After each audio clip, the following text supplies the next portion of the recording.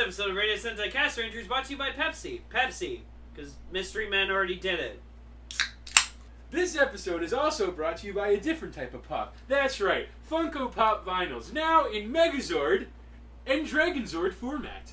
What do you guys think of the Power Rangers Megazords pops? The Megazord one actually isn't that too bad, but the Dragonzord one is absolutely fucking silly. You know they're paying me for this, right? It's like Derpy Vector. Hey guys, have you found the computer room? I think I'm fired. And Andros, what do you think of all this? Spiral Sailor! He doesn't like him. He prefer Astro Megazord Pop, though. One day. I think they're cute. I have the best one, though. She does have the best She one. has dying Mr. Poopy Butthole. Not the dying part. It'd be great if it just said in brackets dying. I am so fired. Don't talk about firing things around. Oh, don't worry. I got this. No. Emily, Cue the roll call! What? are you saying he's triggered? Cue the roll call. Let's give him a shot. No! Cue the roll call! We're live! Zenkaigan! Connect. Loading. Broadcast. Equipment wielder. Bluecaster. Cheetah Zazil. Loyal and loud. Recaster Lane. Explorer from the unknown. Yellowcaster. Auto Guard. Trauma Inducer, Northcaster, Saga! One little spark of courage. Dreamcaster, Global South Perka. Broadcasting loud and opinionated perspectives across the internet. Radio Sentai Castranger. On air! Hello everyone, welcome to Radio Sentai Castranger. This is episode 170. We are there, we're almost getting around to that 200 mark. Episode 170, or as we will start calling it, episode 100 Yes Plus One. No. This is gonna get weird. Remember we did that last time? It was Yep. Yes Plus One. Wait a minute. 170. Have I literally been on the show for 100 episodes now? Yeah. Welcome to the club. 100 episodes will give you such a crick in the neck! That was actually a pretty good genie. He does a good genie, yes. So anyways, to everyone out there, I mean, not that... Episode Chin Chow! Woo! Fuck you. Wow. Not that you'll be hearing this on that date, but I do say to everyone still, happy Friday the 13th to everyone out there. Hopefully you have a nice, fun one the next time. Happy Friday the 13th, too. And Happy October Friday. And a the good 13th. Lane, it's ki ma. Wait, they're actually Changes! saying something? Actually, last time I checked, I thought it was QQ Tama Q. Wow. Wow, he made the joke. Good segue. Emily, to what you were saying though, yes, it is actually supposed to be ki ma, as in spoilers for a fucking 30, almost 40-year-old movie. Maybe 40, yeah, year-old movie. 35 to be exact. Yeah, 35-year-old movie. Thanks, Gar. Where the mother's the killer. The idea is that voice is in her head of Jason telling her to kill. Kill, mom. Oh. I ever told you guys my idea for the new Friday the 13th That's so film? silly, but I do want to hear it. Oh, it's wonderful. My idea. This is something that lots of fans have been saying. I should let go of you, Lane. That lots of fans have been wanting for I can breathe again. years. For years, and it hasn't happened yet. How the fuck has Jason not fought a bear yet? Love to see him fight a bear! Here's how I would do it. Okay, how is he going to fight a bear? Well, Jason is undead, so he could beat it. Okay? Well, there's that. Here's what I want to happen. The opening, there's always an opening kill sequence. What if Jason is the bear? Kind of is. Hear me out. That's the sequel. Hear me out. Sorry. Hear me out and watch this happen. That's the That's a reboot. Wicker Man. That's the Let me reboot. finish this. Let me finish. So, opening kills happen. Jason, as he does, he's dragging some of the bodies back to his shack, and there's a lot of blood in the air. And then, to his right or something, he just hears, "Rrr," and out from the fucking trees I love comes your this bear. gigantic fucking bear. And Rrr. Jason has this amazing fight with it. Like, this is the opening of the movie. Jason has this amazing fight with this bear, and he ends up killing it by, like, I don't know, jamming his machete down its mouth or something. And he kills the fucker. But then, this is the twist. And that's wonderful. But here's the twist. All of a sudden, after he's killed the bear, he hears a little voice like or something. There's a baby bear, and we see him go towards the baby bear with like you pan down to see his machete like dripping blood or something. Then you get the title card. Parts of the movie happen. Some teenagers are killed off unsuspectingly and all that. Then, after Jason like catches a girl or something, because he does that sometimes, he catches people, she manages to escape, but right before she escapes, the same fucking bear that was a baby busts out of the woods and gets her. Jason raised the bear. Yeah! Jason not only killed a bear, he has a pet bear. That's like how awesome would that be? Gave him a bear-shaped hockey mask. Have the bear part where the baby bear comes in be framed in exactly the same way as the scene at the end of the first Friday the 13th where Jason comes out of the water, except That'd be like amazing. it's the bear comes out.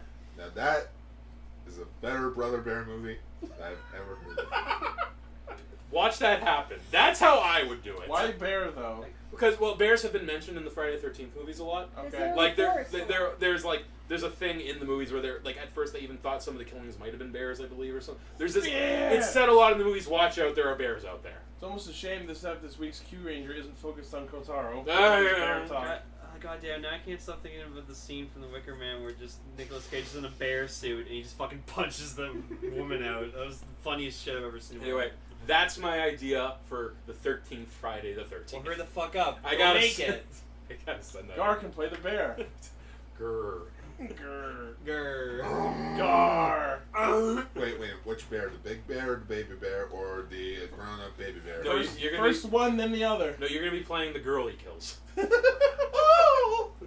I do believe we need to get on track. Alright, so this week we're talking about Kamen Rider Build episode 6. I'm leaving! Uchuu Sentai Kyuranger episode 33. I'm leaving! And for our feature topic, because I think I suggested or Ichi did or someone I did. was the one that put it on the schedule. Okay. We're talking about I typed it. the 1999 cult classic Mystery Men. I'll stay for that. You're listening about some bottles, some balls, and some Mystery Men. Hey, he at least watched Build and Kyuranger. I did. Yeah, with me. Hey. Put the build thing on. Subtle.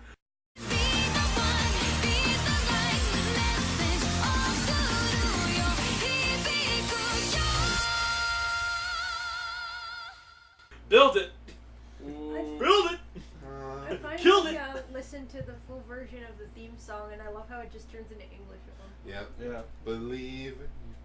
Also, I still hold to to my belief that the last line in the song is, "We'll make a boy."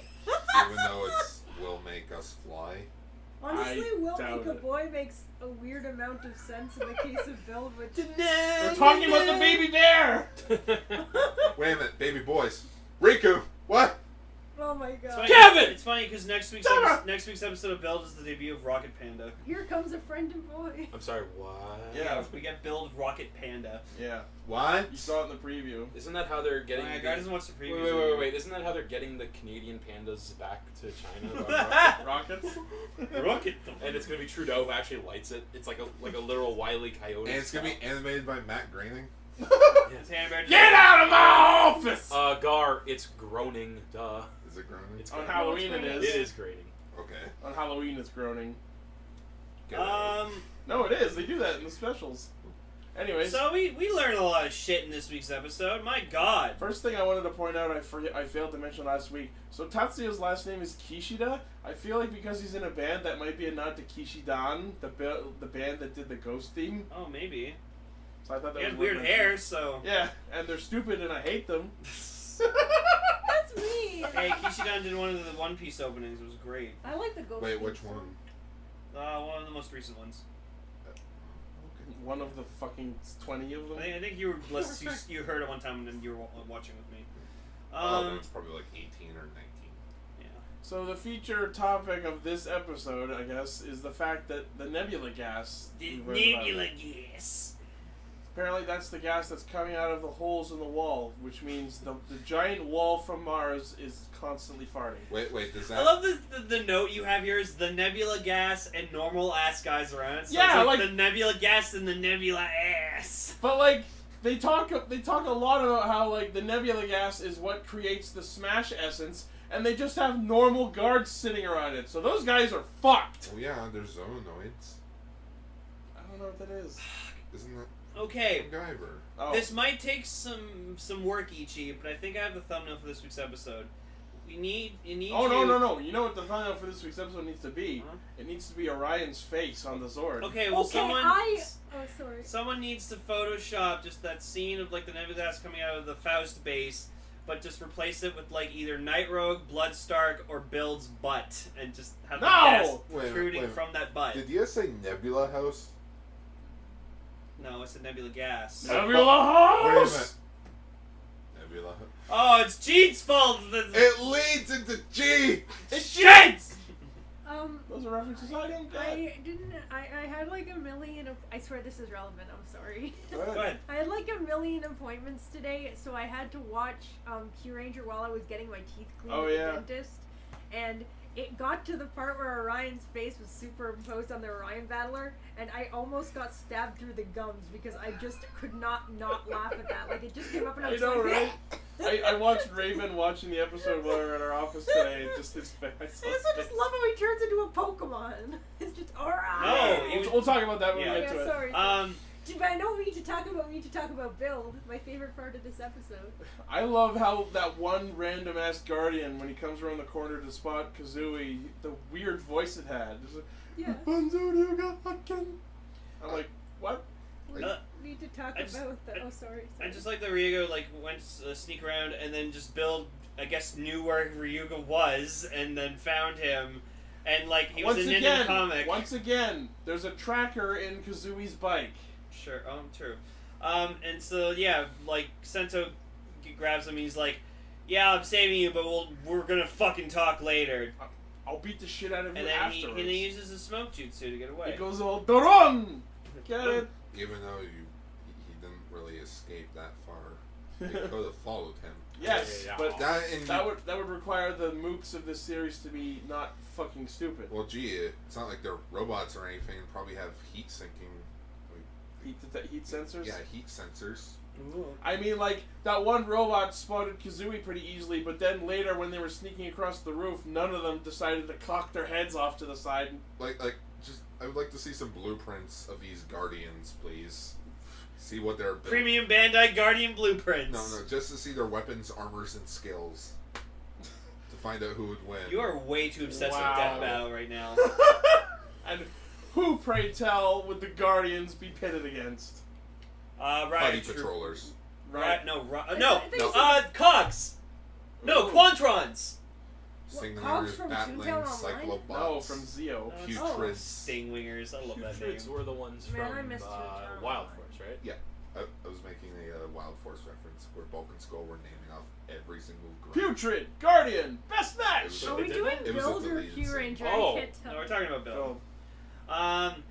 So then, like, Build and Sento and Ryuga have like a huge argument with each other, and Ryuga's just trying to be like real with them, and just be like, "Hey, we need to fucking find out this shit." And Sento's like, "Well, you need to stop fucking knocking me out." And here's the thing. Sento makes a comment that Ryuga, being Kazooie, being able to use the Dragon Bottle is unusual. And he said, "Yeah, So that's something to note. Like, that he he just shouldn't be able to use the Dragon Bottle, which means being able to shape them and gain their power is not a universally innate thing. But Well- then later in the episode, We do. Bloodstark mentions that they both have nebula gas in them. Which is, he mentioned that that's why Sento can become Kamen Rider Build.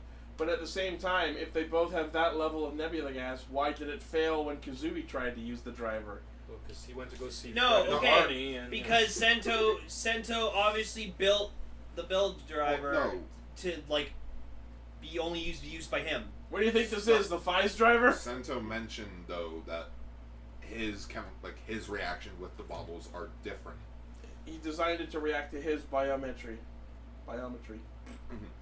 Yeah. Although I have to give Kazooie once again full points for actually trying. So imagine Sento being a straight line, or how about this? A straight line with one bump in it. Ryuga is a straight line with two bumps in it. He's functioning on the same frequency, just in a different tone, or just with a different beat. That was way more convoluted than it needed to be.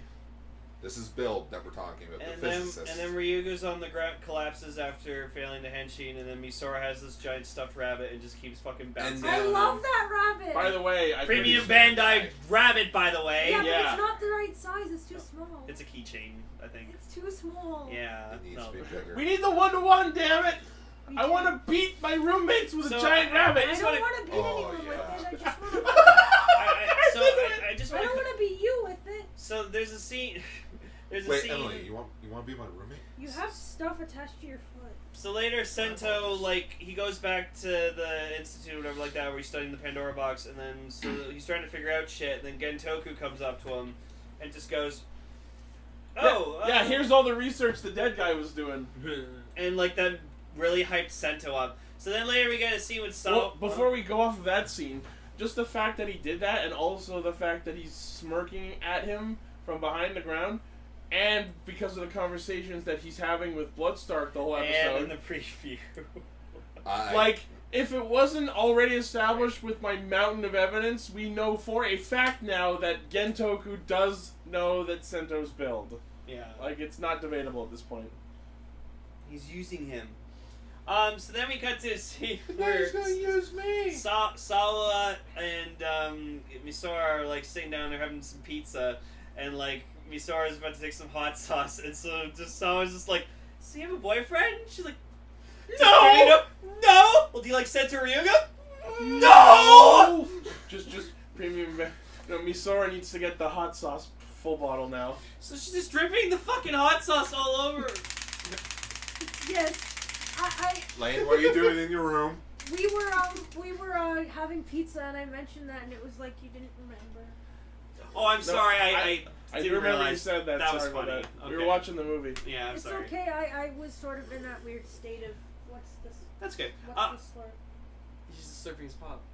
What is slur? So Why are you So then, the greatest scene ever, like, was one of my favorite scenes of the whole episode. Just Sento just bursts in, grabs Oh me God, hard, yeah. just Misora! That's it! It's love! What? no, I know what happened because The word. the word he was using to describe the opening in the wall was Tsukima, but he didn't say the whole word at first, so all he said was Tsuki, which is like love or life. I like you. So she, because of the context of their conversation, misinterpreted him. Her face, though, she's just like... I just love how like he shook her up so bad that her hair was all rustled, and I'm like, Oh, this is so I never adorable. made this mention last week, but, like, Emily will agree with me. Misora, just, like, the way she dresses and, like, her hair, she looks like Cindy Lou Who She from the does. We were How the talking Grinch Stole about that. Christmas. The live action one. Yeah. That's where the whole. There you go. That's where the whole "Where are you, best That's man?" why can't I find you? Once again, a song that'll never appear on our Christmas album. Well, hopefully Why she's not? more than Wait, two. we have a Patreon. Why don't we, start promoting that shit? We could- Castranger album? Yeah, I know we need to. Hopefully this version Come of on, Cindy Lou Who is. You're Stop interrupting me! Spider Amazon. Hopefully this version of Cindy Lou Who is more than two. Oh. Over my head with that joke. Because she's adorable. And then And like actual there's Cindy Lou Who was only 2 years old. and then there's like some text that like appears above her and then she collapses and it just falls on her Oh, head and falls over. It's the word. It's the word Tsukima. Yeah. Yeah. Bird. But you just hear and then like Ryuga earlier has like a conversation with Soichi and Soichi's just like, so you tried to henshin, huh? Yeah, that was a bad idea. And Ryuga's just like, the fuck Oh, you. okay. I love how he just gets up real close and was like, "Don't fucking do that. I have a Kill question for I you will guys. cut you." Okay. Did you guys watch the TV Nihon version? No. I don't No? think so. Because in the sub for Nihon version, Soichi says, like, they translated it as transform instead of henshin. But here's the thing. When is it alright to say the word henshin instead of translating it as transform? Because henshin's just the generic word everyone It's uses. an institution in the franchise. Everyone knows what it means. So say like when they're transforming, you would sub it as henshin, but out of context, would you just say transform? No. If you're becoming a Kamen Rider, it would be henshin. Yeah, I would say Even- henshin. You know, here's this precedent for that. The English-speaking actor in the Kamen Rider 5's movie said henshin. Yeah. Saiga. And then it's just Hayden and Dragonite that are just like, Kamen Rider. And speaking of dragon, this week we get introduced to the Cross Dragon. That thing is Okay. an annoying piece of shit. Okay. You will bite your tongue, sir! Yeah, I know. Okay, I think my favorite part of the whole episode was the Cross Dragon's theme music. Oh, it's just like bam, bam, bam, bam. No. I'm like, what are we watching, Kyuranger? Every time it shows up on screen, that music starts playing. Stealthy scene, then he just suddenly goes up and the music just goes bam, Bam, Yeah. bam, bam, bam, bam. And I just realized what it reminds me of. Don't you dare say who I think you're gonna The say. Cross Dragon is the twins from Super Jail. Okay, that is actually something that I thought. I don't know what that is. What were you gonna say? Oh, He that shall not be named, Voldemort? because I fucking hate him. Because Voldemort? when he came back last season, and every time he spoke, all you heard was Voldemort. Voldemort? Oh, Dan? Dan doesn't do samba, though. Well, sorry, but yeah, when the twins in Super Jail, I don't know if anyone knows Super Jail, but when the twins show up on screen, they always have a like Europop beat in the background every time they show up, and it was the same with the dragon. It just has that. We find out that the Cross Dragon she's pretty useful too. And Ryuga hates it at first, and then breathes like little blue fire at it. It's a Zector. It's like, I just it wanted... is a Zector! Oh my god! I just wanted Kazooie to, like, as they're sneaking by and it's playing its song, I just wanted to just turn around and go, "Stop that samba!" No, if we ever see, whenever we see Ryuga's first henshin into Cross, There's gonna be lots more of that music. we just need a video. We just need a video of just him doing it, and then you just hear "Vroom henshin." Change Dragon. Change Dragonfly. No, just change Dragon. Yeah, cut it off. Someone needs to do that. Dragon Ball Z. No. Dragon Balls. That's So something. Sento's like trying super hard to like figure out everything, and eventually like him and Ryuga team up to go. All right, let's go take Faust down. And he's like, all right, let's do it. Man, they So- really rushed the season finale. Right? So they sneak into the Faust base through the same tunnel that Kazooie escaped down, apparently. Why do you keep calling him Kazooie? Because Banjo.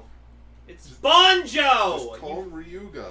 Mr. Oh, I'm so fucking huge on pronunciation and proper pronouncing and shit. And Yes, normally, now- but now I'm committed to my terrible joke.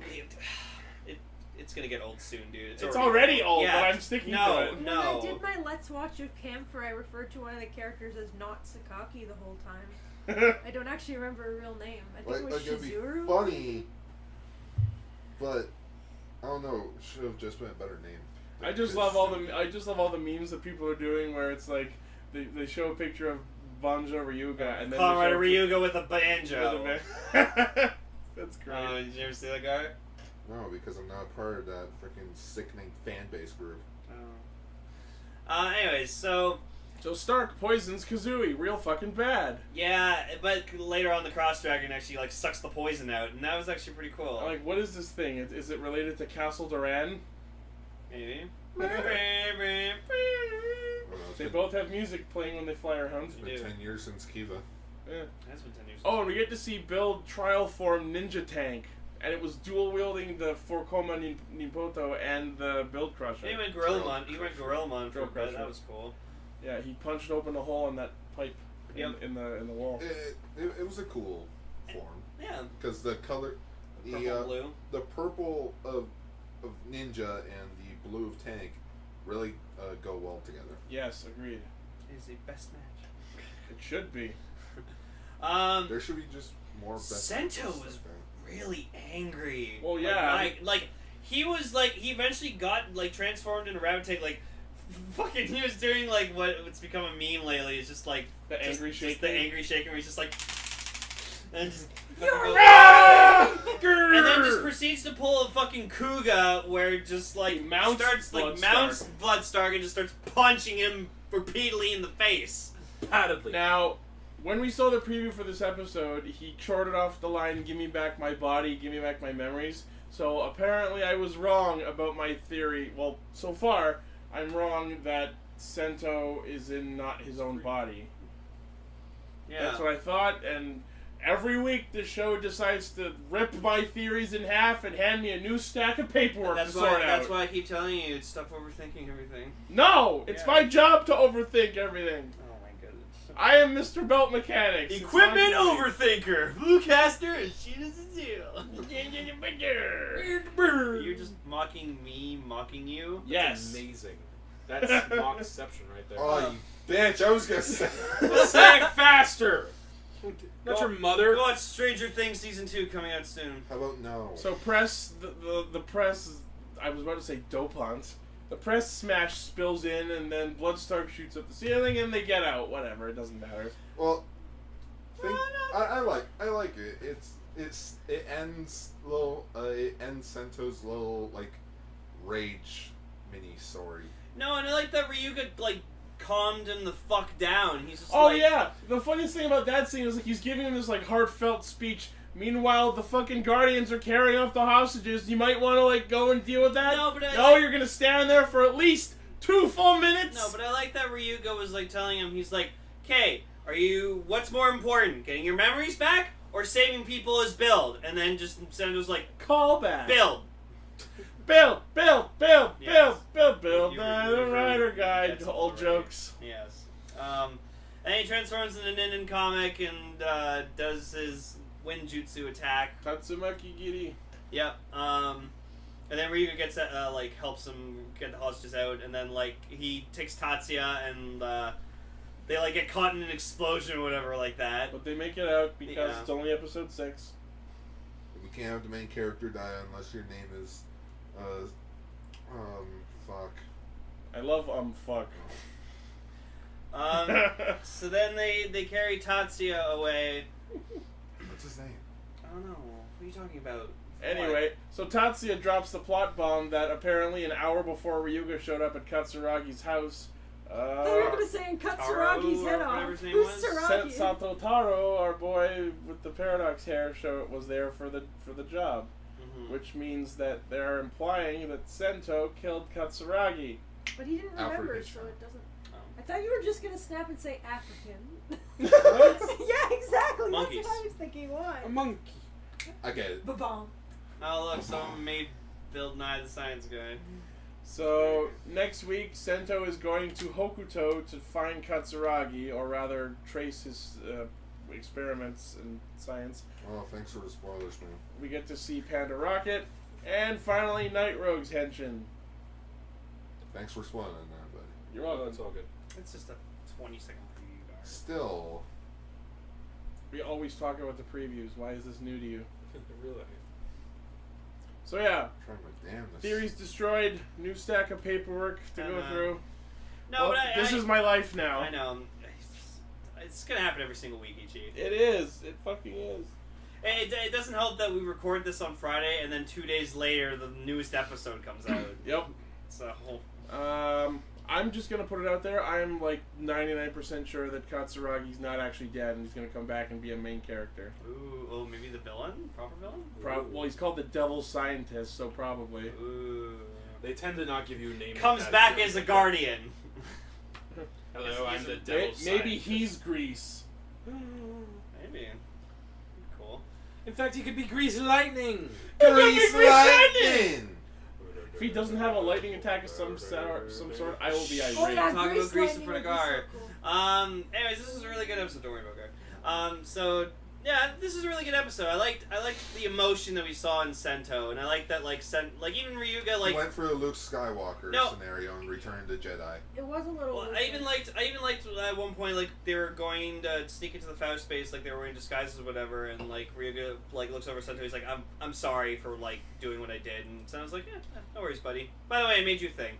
Also, I think we're never gonna see Sento or Ryuga get monster forms, because Bloodstark mentioned that they are a rare specimen. They are. Meaning, I don't know. That could still happen. Also, I loved when Sento was just yelling at Bloodstark and he's punching him, and just Bloodstark's just like, ha ha ha ha ha! You want to know so much, but I'm not going to tell you shit. It's like, ow! Ow! it reminded me so much of when Wario fought the darkness in the stupid Mario Brothers movie. And then Bloodstark, continuing to be the asshole that he is, like, went up to Ryuga, put like his hand on his shoulder, and like Ryuga just kind of reacts. He's like, Okay, so- see you later, fucker. Okay, so Blaze in our Discord chat is saying that Katsuragi is Bloodstark. I don't think so, because Katsuragi looks way too young to have that kind of voice. Possibly. Gee, it's not like, There's a voice Night filter or Rogue something. has a voice filter or anything. Except the difference is, we can still hear his regular voice under that. With You know what, Bloodstark, it's just a completely different voice. I'm gonna agree with Blaze on this one. I think it might be Katsuragi. Hey, it could be worse. It could be Darth Lumpo. That's Lumpo. I'll explain later. Oh, fuck you. Lumpo. Darth Lumpo. It's Or- Ronpo. But speaking of Rampo, let's go into Kyuranger. Yoshalaki!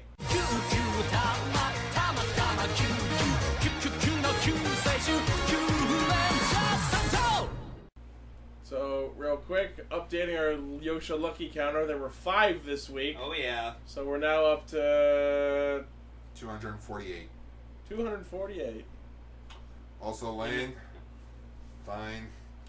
You win. Yeah. There is no Darth Lumpo. Yeah, fuck you! Damn I knew it. that wasn't gonna fucking happen. So I was confused. But I'm there gonna- is Darth Champ and stuff. Yeah. I'll explain he's to black. Cell.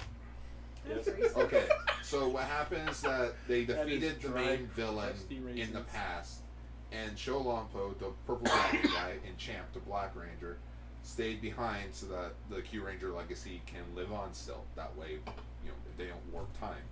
But when they go back, I created the theory that since Don Armage, the main villain, is still alive, that Sholampo became Don Armage. Our running theory is that Don Armage is a parasitically respawning entity of some sort. But then Like- he would like a just be the symbiote. same as the last Okay. season's Interesting. villain. That's interesting. Oh. Yeah, maybe he. I know he. Except he must- Gennis wasn't parasiting Yeah, off anyone, he he was was- just made of himself. Yeah, he must have been like He was thinking made of cells. Don Oh. Amage must be Don like Carnage. must be Don like Carnage. some kind of Symbiote. like he either Some has kind of- multiple clone bodies or he does he takes Or over maybe other- he's just a other fucking space zombie. Could be. Emperor Palpatine? Space zombie. Anyways, I'm glad that wasn't a fucking thing. Oh, no, wait. Actually, speaking of who Don Armage is, could be the kid from Revenge of the Sith. That's Skywalker. You know what? It could be Jiro. Jiro's Don Armage. Final villain. Or there is nobody. It's Because just there are Jiro episodes yeah, I left. saw. That's why it's No, I really enjoyed this episode. So we got introduced We to got our Ultrazord.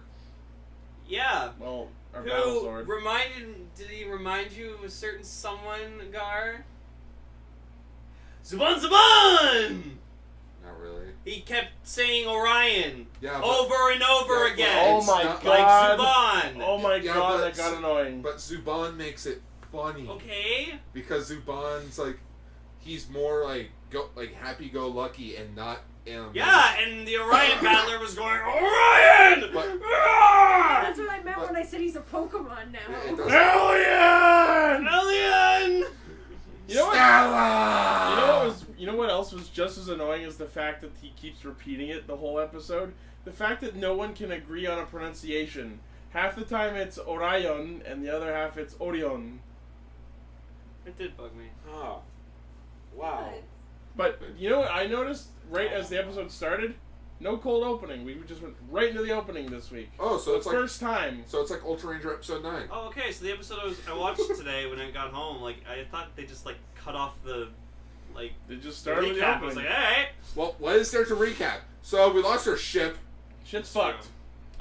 You could say ship. So, anyways, Ship's we fucked. do find out that Rampo was actually He pulled a Tsurugi and put himself in the well, capsule. he cryogenically froze himself for 300 years. And then my first question: where's Champ? Nobody questions that until the very end, where Stinger's like, Oh Oh, yeah, but where's where the Champ? fuck is my Yeah, best but- friend? but- it's like everybody clicked in. Oh yeah. Oh But shit. one of the funniest fucking things for me in this episode was just like they're like, okay, like we know where Don Armage is, we like what system he's in, we just don't know exactly where he is. We can't use the Voyagers to get there because Why not, by the way? Because They just said you can't they're not travel that powerful long, enough. yeah. They can't It would travel take that long. eons to They're get powered by Q energy. That's infinite. I thought you were gonna say they're powered by cubes. That That was is the the last magical season. power of bullshit. Yeah. No, they, Or better yet, guys, let's just travel by map. We'll be there in like Oh minutes. my God. By space map. By space. Guys, how did you get here? Hit the mass relays. It travels by Hit the map. maps, really. So then Oh. they're like shit. We can't do that. So then Eris just poofs out of nowhere and just Eris, I like thought you were dead. You got better. Well, it's a different timeline now because Orion wasn't around. It was shown. I Yeah. like that. and I she's like that they brought that up. No, Yeah. and I love that Eris is just like, oh man, Showrampo's such a honey, but I love Lucky now, and Lucky's just like, I guess boy. I guess everything in that other episode still And we just happened the see same way. a shot of just Eris just like cuddling Rampo. Rampo's just like, yeah. I get all the bitches. And he's just like, I don't know who this Orion guy is you're talking about. He sounds stupid. You don't have to wonder where dragon dildos came from. Me. Hey, girl, have you ever heard of the Dragon Balls? I'm afraid of what you're about to say. I don't remember actually. Okay. No. I heard I love. Oh no, I didn't say. Oh yeah, I was gonna say I love those drawings of Sean. Oh, and Rampo's Oh, talking here's about a his little- legend. And then just Yeah, Naga proceed takes to the see camera. Naga walking over towards the camera. Positive that didn't actually happen. Those and then drawings you see are him really- walk back to his It spot. was really cool. Like I wish I Yeah. could have that on No, a those are shirt. nice illustrations. I want wallpapers of those. Now I went to Middle Earth, and I became a master of the universe. I hung around in a mountain with a pile of gold, and some little short guy tried to steal my money. Oh yeah, Wait. Now I'm just wondering something. If Rampo was frozen for Doesn't mention until Rampo. now, until right now, that means he never joined the rebellion, never met Big Bear, couldn't have gotten Big Bear Lane, killed. Lane. That was the previous That one. was past Wampo, so that Yeah. still happened. Because he put himself in the castle, he didn't interact with that timeline. Present that's true. Wampo went back in time. Okay. You see, good. Marty? I don't know why I was trying to find bullshit in Kyuranger when I love Kyuranger a lot, but Plus, there's enough bullshit already. Wait a minute, he could have saved Big Bear. Also, I I guess he didn't want to fuck with the timeline quick, more than he had to. make sure to knock me the fuck out, and that I don't go try to attack the fucking Ikagen and Mako. But yeah, this was like Back to the Future when Sal Monaco and I were fucking watching was. it. Because it's like, oh yeah, I left our base in a cave, hidden With a bunch of for scraps. 300 years. Yep. Go find it. I don't fucking remember where I parked it. Alright. I Why are you doing drunk Rampo? because drunk Rumpo is the greatest thing on the face. I should go get of my the Henshin Kyuranger Pimp Cane and just beat you alongside the head with it right now. I'm a Keep pimp your pimp named. hand strong. I'm a pimp named Rumpo. So, Ichi, since I'm assuming you're very interested by this, I really like drunk. by this Papa, governor, actually. would you like to just talk about the governor that we had this week? You just like So drunk because I was listening to this episode at work, I didn't hear what his actual name was. It was, but I think it was like Mr. Twister or something. the sub translated He's it as crazy, Mr. Twister. Twistler, the hot spot. Okay, I does anyone remember that the show with it was called Take Part, Nope. and it was on TV like public TV, and it had like this person, and it okay, I'm gonna Wait, what? it was the there was another one called Telltale Town, which was sort of like Oh, I know Telltale Town. its sister show, but there was one called Take Part, and it had Crazy Mr. Twister on it. I don't remember. I'm sorry. Twister sounds familiar. I'm sorry. He like dressed up as different stuff. I remember like Telltale Town. vampire and Anyway. there was like a cooking version. What is the show called? It was called Take Part. I'm looking this up. I'm So- sorry. That's okay. So Twistler from the Ares system, which makes sense The because he website's had still horns up. that look like a goat. So we see his ability to twist things, including shots and personalities. Yeah, which he does to balance, No. balance Hammy and Hammy Spada. and Spada. And And wow. they become some whippersnappers. So, well, no, Spada turns into like some kind of like Macho. sumo kabuki guy, I guess. He Hammy gets becomes possessed a- by Kentaro. Hammy becomes like a grandmother. And Balance becomes a butler. Well, no, he's just He becomes Hank Hill. he becomes becomes honest with no everything. Balance becomes like more kind of like polite and just more upper class. Sure. And he's not like his dorky. He silly becomes self. well balanced. Yeah. Yes. Ooh, there you go. There's the name. High five. Well balanced. Nothing will ever beat though that my Mimi. Part of a joke balanced when we were breakfast. watching Kitchen yesterday. Probably not made that joke yet. We probably did. So they get so annoying that Naga immediately puts them all to sleep. That was funny. Excuse me. So they get into the Orion battle, the Battle Orion ship, which is by far the worst fucking name for a spacecraft I have ever heard. What's wrong with it? It's just so awkward. The Battle Orion ship. I like the battle. Oh wait, Orion it is ship. the Battle Orion ship? Yeah. Yeah, because apparently we find out that the battle Voyager is The or Orion- the Orion Voyager is just the weapon. The giant dick bat sword. No, it's the mace. Yeah. The Yeah. dick bat. By By the way, when they find his grave, apparently the bat's fallen over. Okay, so yeah, it's been 300 years. the grunt's name is Nagara. Naga. Okay. Also, Cell proved a point when we were watching this. The stick wouldn't be there after 300 years. It's a magical dick bat. Sure. No. The bat would still be there. Just the stick. With the rag, Well, yeah. maybe With the Show. rag. Maybe Show maintained it. He just Like put he new was in sticks there? asleep. Not all. Champ not for all maintained. 300 years. There you go. Maybe Wait, Champ did. wait. Guys, it was a show where they didn't care. That's the answer. That's That's a the good. actual answer. That's actually a very good question. Now, how long was Lumpo actually awake and then go into cryogenic Who the sleep? fuck knows? That- It really doesn't matter. That's a V cinema. Uchuu Sentai Kyuranger. And that's just a theory. That's just a Q space. theory. A space theory. Please don't. Matt Pet makes so sad. Fucking No. kill me. Don't hate him. I know. But sometimes his head's up his own ass. Yes. And we get I think me and Ichi will agree. Ichi will agree with me. We got a lot of cute interactions between Naga and Lucky. Sure. Because just like because they figure out with like Spada, Hammy, and Balance that if they say the opposite, then They they'll use react reverse- the opposite. They use reverse psychology on them. So like at one point they're like, all right, guys, we need to like fucking fight them, and they're like, nah, we don't want to fight them. Okay, well I guess the universe is lost. We won't have no chance of winning. What the fuck did you say? No, we're gonna fucking do this. Let's go. And then Naga's just like, Naga just goes to Lucky. Nice one. He's like, About yeah, the thanks. Bizarro, Let's not finish them off. Fuck you! All-Star Crash! Finish them off. Yeah, just All-Star Crash. Thing one and thing two, do the opposite yeah, exactly, of what you that's tell what I was them. thinking, exactly. How you get so smart? Also, I'm gonna pull an Ichi actually here. So Yeah, there's a God, I need to part tell you where about Purple Spiral someday. I forgot what the other Vice Shogun's That name sounds is. very- Cool guy. Sure. That's what we're calling him. Okay.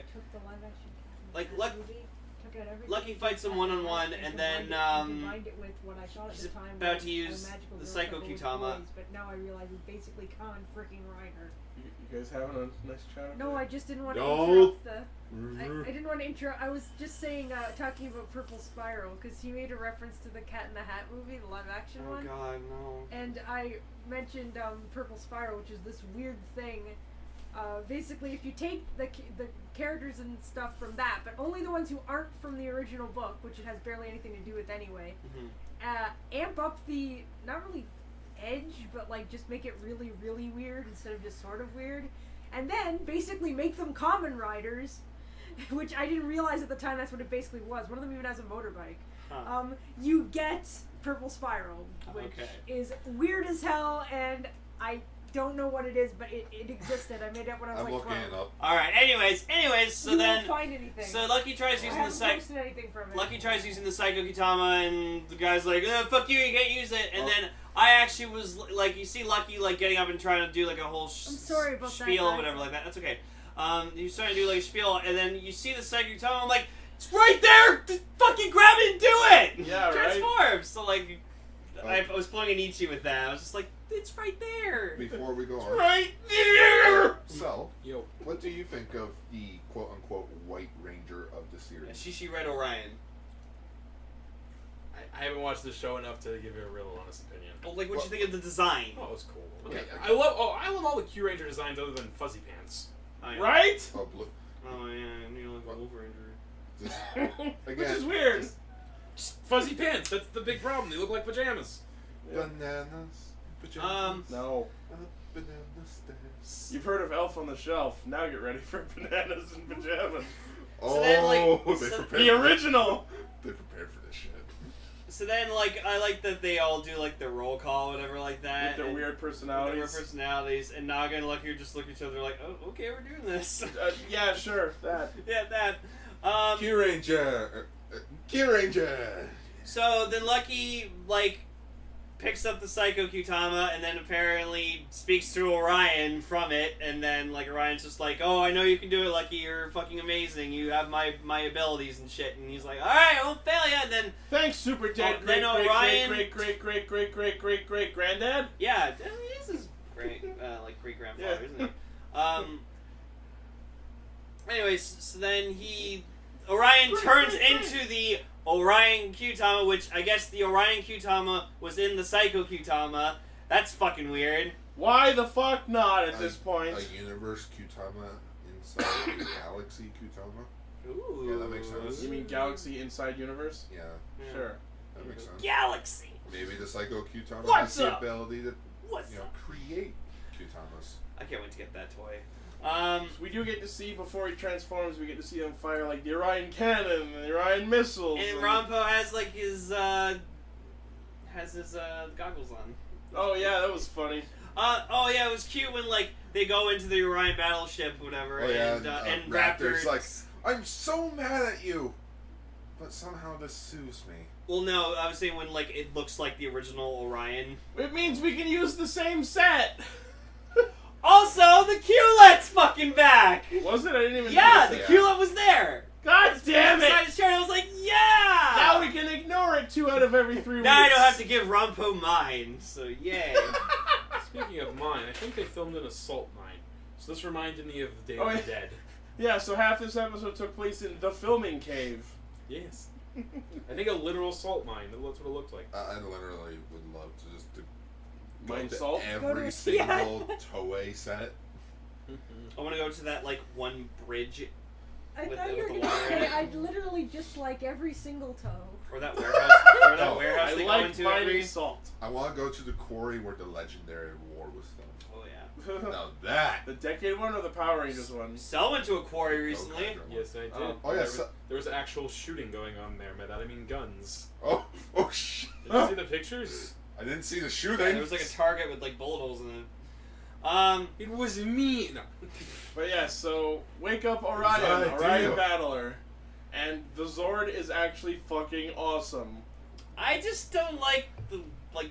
I get it's supposed to be a crown, but I don't like the boosters on his No, head. I love it. You know what it reminds me It's of? like if Ultraman King was a No, it Megazord. what the fuck was the name of it? It reminds me of Ganbaro from Goanger, and I love that Megazord too.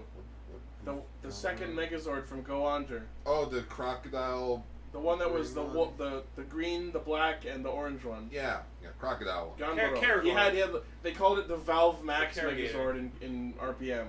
It had like I know, pipes for I know hair which one too. you mean. But yeah, I love that effect on Zords when they do that. Oh, when they had I those think Diesel. I think Diesel did it too. Yeah, Diesel had like the Yeah. smoke packs. But yeah, that was cool. The one thing I don't like that much about the Orion Battler is the fact that the Kyutama cockpit is in its shoulder. Oh, I like that. I think it's a nice little touch to it. But it puts him so off-centered. Well, it's because you know what it's because that's where you can control the Orion Voyager, which is the mace. Now, so. I kind of agree with Ichi.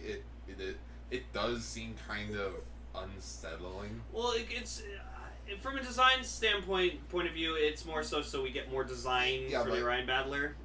Yeah, but then it kind of doesn't look like all the others, where it's like center on Kyureno, center on Ryuteo, center on Gigant. Maybe Giganto. Gigant. Maybe it has something to do with like the Orion constellation it's based on. Maybe. Maybe. But I do have one complaint with it, with the whole Megazord itself. Mm-hmm. Battlezord. No, the transformation. Boat. Okay, it transformed. I love how when it Done. starts flipping up, you see them inside the ship just start losing their balance. Whoa! Yeah. Oh my god, shenanigans will ensue. Just they come back after a mission. Spada's fancy new kitchen is fucking in shambles. Excuse me. Making a souffle. Shit. Chai souffle! So then Maybe Lucky. this is why we didn't make our base a Megazord. So at one point, actually, the Orion Battler kind of like just does its own thing and like Lucky has trouble controlling it at first. And that was the next. And I'm just like, is this thing really possessed by the spirit of actual Orion? Yes. Well, the original. Because I feel like he wouldn't have done that. Well, the original Orion was. No, he got really senile after being dead for so long. Maybe. He's a zombie. He's It's a been Pokemon. 300 years! I want to bust loose! After 300 years, I'm free. It's time to take over our It's minds. time to save Earth! Yes, I just liking the Orion's idea. Darn What did I homage. do back then? Did I just yell my name a lot? I'm a Pokemon now! Who am I? Alright. And then Lucky looks over at Orion's face, and then he sees Orion and he nods at him. And Oh then- my god, that was so fucking funny No. when his face was over the The Megazord's moment face. that almost busted Somebody my needs gums to open. Somebody needs to Photoshop other faces. I know. Somebody needs to Photoshop your face on it. The Gorion. There's our thumbnail. The Garion Yeah, the battler. Gorion. Alright!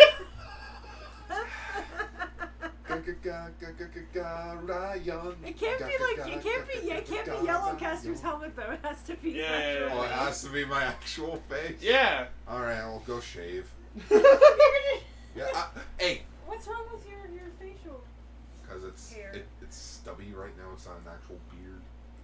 I don't just know. love I'm how- sorry, this is dumb. I love how the monster takes a bunch of like phone poles or whatever Makes and a makes wrestling makes ring. an actual wrestling ring. I love the shot where they filmed it from. Like, Yeah. it's like, damn, they must have gotten like that far back. So then like they go back to the ship and they like summon the pool table Oh from no the no floor. no! What we didn't talk about is the final attack.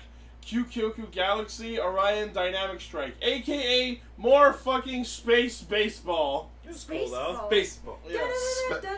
Come on, spam!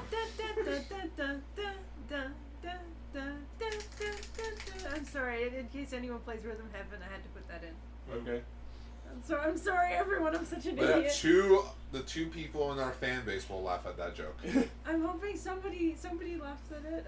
Sorry, It's okay. I feel so It's nervous. So we get to see the shot of all the Voyagers docked in the Battle Orion ship, That horrible CG. including Black for some reason. I Oh, guess yeah. they just have the Oshi Voyager for some reason. We found it. Sometimes you just need to not question things. So they're like I am designed to question things. so they're like cleaning and then Well, consider Garu this a reprogramming. Garu's being like really enthusiastic about cleaning. he just dodge rolls off camera. Hey, he's like me. Yeah, clean And then it. just another funny scene, just fucking Spawna just runs in. Guys, the fucking kitchen's amazing! Oh, can we see it? Nope. Nope. No. I'm gonna make you the greatest fucking food you've ever had in your life. It's like, guys, It's a great there's kitchen. a kitchen. Can we see it? No! No, just you see the executives of the show. We don't have the budget. It's like, no. We already had to use the I like to same think set. I like to Just- think the kitchen's the size of like the library in the Beast's castle. But the question is now: does that mean that the Orion ship has hods? That's what I was about to lead into. It has hot too. Even hot. Just hot too. More Hotter. hot. It More, has hotter. More Or hot. hotter. No, not even hotter, just more hot. There's I'm a sorry, button I'm under sorry. it labeled more I'm hot. sorry, But but yeah, that's so it's yeah, it's a stinger's like, oh yeah, Ronto. Where's Champ? Everybody clicks in. Whoa. Oh yeah. It's like, wow. Dicks. Champ, yeah, it's like, way to go, dickheads. Well, Yeah. we kind of had shit to do. Well, yeah, but come on. He's And- your ally and friend. You've lost him once. And as expected, he Do went. you really want to lose him again? And it turns out what he went to do was exactly what everyone everywhere thought. He was going to find and probably try I mean, to save Professor Anton. No offense, Gar, but Champ's not really one of my favorite characters. in the Champ's show. not.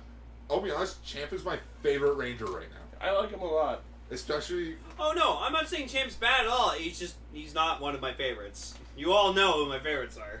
So the hyper-go lucky McShippets. you mean Lucky? What? You heard what I said. Did I? I don't think I did. Chicken bits. Chicken? Yes, chicken dicks. What? Chia. So, the question is, like, so he was 300 years ago in the past, and he decided to go find Professor Anton. What, is he gonna camp out at his house for 250 years? No, he's gonna be the one that raises Dr. Anton. Maybe. He's gonna kill Scorpio before the Kyurangers kill him. Oh, Hey guys, look who I have. Scorpio comes back. Scorpio! That's no just Kill Stinger instead. Scorpio No. becomes the new Sasori no, Orange. you know what would be cooler? Just where's Champ? Everybody's all wondering. He just walks in. Hey guys, Champ, what are you doing here? Guys, I'm a robot. I got better. I literally can't die. Why is there a picture of a dick on the fucking Discord chat? That's a sausage. Causing discord. Looks like a dick. Anyways, This was a very fun episode of Kyuranger. Yeah, I liked it. so the episode ends with the Vice Shoguns apparently having Champ in their custody. Woo, evil champ. And next week we're gonna have a fake copy evil luchador version of Oshi Black. We're really going with another evil ranger plot? Kevin's gonna lose his shit when he Eventually, sees every this. ranger is gonna have a turn to be evil. The You know what? I'd like to see that. The Psycho Rangers. I want Premium- to see evil Kotaro. Premium She's psycho. Bandai, Luchador Oshi Black Mask. Q Psycho Rangers. He's just navy instead of sky blue. We didn't have enough blues. Alright, what No, else is there? more blues, because the actual blues shit. Hey, fuck you, guys. no. Wait, why? What's wrong with I don't like Garu's Okami Blue. main problem is that he hasn't had an actual character story. Or Yeah, he had Like in the- episode 1. like development throughout the series. We have to find the rest of his race. Or find an enemy. In the Darnomage army, there is another, Another Wolfman. Guardian. yeah, and There is it's another. you betrayed us. It's like, we are Yes, the same race. Now we'll No, you're recycle dead. Stinger's plot by having him have an evil brother, No, it wouldn't be brother. It'd be like General Command. evil sister. Or no, mayor or like president. It's like, you led our people to extinction. It was for my own good, not for our planet. And decapitates them because they're wolves. Sure. Jesus. Okay, anyways. Gruesome and dark. So let's move on to our featured topic. So give me the hockey mask. Featured topic. So since it is technically October and Halloween season, And the season of Halloween is about being what you want to be, doing what you want to do. And living in denial. Yes. so instead of talking about crap, we were like, hey, let's talk about something good. For once. Something Yeah, less yeah, crap. for once in our life, let's talk about something good and not X-Aid related. Something mysterious. Something terribly mysterious. I don't know, I all the was- things we could possibly do. and at first we suggested, okay, how about something Hank Azaria related? What? We started with some odd I keywords. mean, he was No. one of the best characters in the movie. Okay, Yeah. in reality, me, Cell, and Ichi, we were watching Mystery Men because I have never seen it, nor has Ichi. And then, It was just a spur of the moment. Like, Yeah, have you guys this- ever seen this movie? And they said no, so I was like, let's watch this movie. This was months ago. yeah, mind this you. was back in August, and I was like, that is so good. I'm putting it on the Castranger schedule. I thought he was kidding. And no, I'm like, you know what, Halloween, because it's about superheroes, people dressing up. Why not? People who shouldn't be heroes, but they are. Yeah. Hey, it's either that or Power Ranger Halloween episodes, which we'll get to next I week. hope we can do. Oh. I think we made the right call. Well, shouldn't we do that on the week of Halloween? Probably. Yeah. I already flipped them in the What schedule. do we have for the week of the 27th? That's for then. Anyways. Well, don't spoil it. We'll talk about it later. anyways, Oh, okay. I want to take y'all back in time for a minute. Back to 1999. Sorry, but interrupted. Y2K It's alright, almost everyone. happened. Mystery Men was released in 1999. This was a movie. This was probably one of my most rented movies as a youth. This was one I constantly wanted to watch over and over when I was a kid. A movie I didn't own, by the way. I just literally went to Rogers, picked it up. Because I loved this movie when I was a kid, right? Watching it years later, I still love it. Oh yeah. I thoroughly enjoy this movie. Oh, absolutely. Didn't you What? say it's based on a comic? It is based on a comic, and you know what? I'll get into that. It's very loosely based off a comic, though. Okay, so it's like the Marvel Cinematic Universe. It's based off a comic called Flaming Carrot. What? Yeah, Flaming Carrot is like a breakdown of like superheroes, right? And it's just, again, it's almost like Ninja Turtle-y in a way, Okay. where like Flaming Carrot himself was the founding member of the superhero group, the Mystery Men, right? Okay. Yeah, but this was his old team, right? Mhm. And like, what are Flaming Carrot's powers? Hopefully fire and or carrot well, related. this is what he looks like. Looks like a carrot-headed guy. Yeah, he does. Oh. It's a straight up carrot with a body sticking out I of was it. expecting a carrot from like Cupman. That looks like it stepped out of Cuphead. He has an Cupman. ability to induce himself into a state of Zen stupidity, use of a nuclear-powered pogo stick, and semi-automatic pistol, and he has a utility belt. This was Those things are not congruent! It's the 90s. Logic didn't exist yet. Yep, the mask and pogo stick were invented by That Dr. is the most off-brand superhero of all time. So this is his Zen stupidity is in order to face danger and evil without trepidation. So he can just take on whatever. He can take on anyone. Just all of you are naughty, Nope. except for you, Zoidbug. You get a gift. Oh boy, a pogo stick. Whee. So anyway, the point though of again the whole idea of the comic was we're gonna do a spin on superheroes. That's where the Mystery Men came in. The idea that they were blue collar superheroes. Yeah. So that's the history of this movie. I love shows and movies about that. Things like The Tick. Yeah. Always. Kick-Ass. Yeah. Oh, these Kick-Ass. guys would fit right in with the Tick. Absolutely. All right, so let's talk Turkey on this movie. So Bestseller.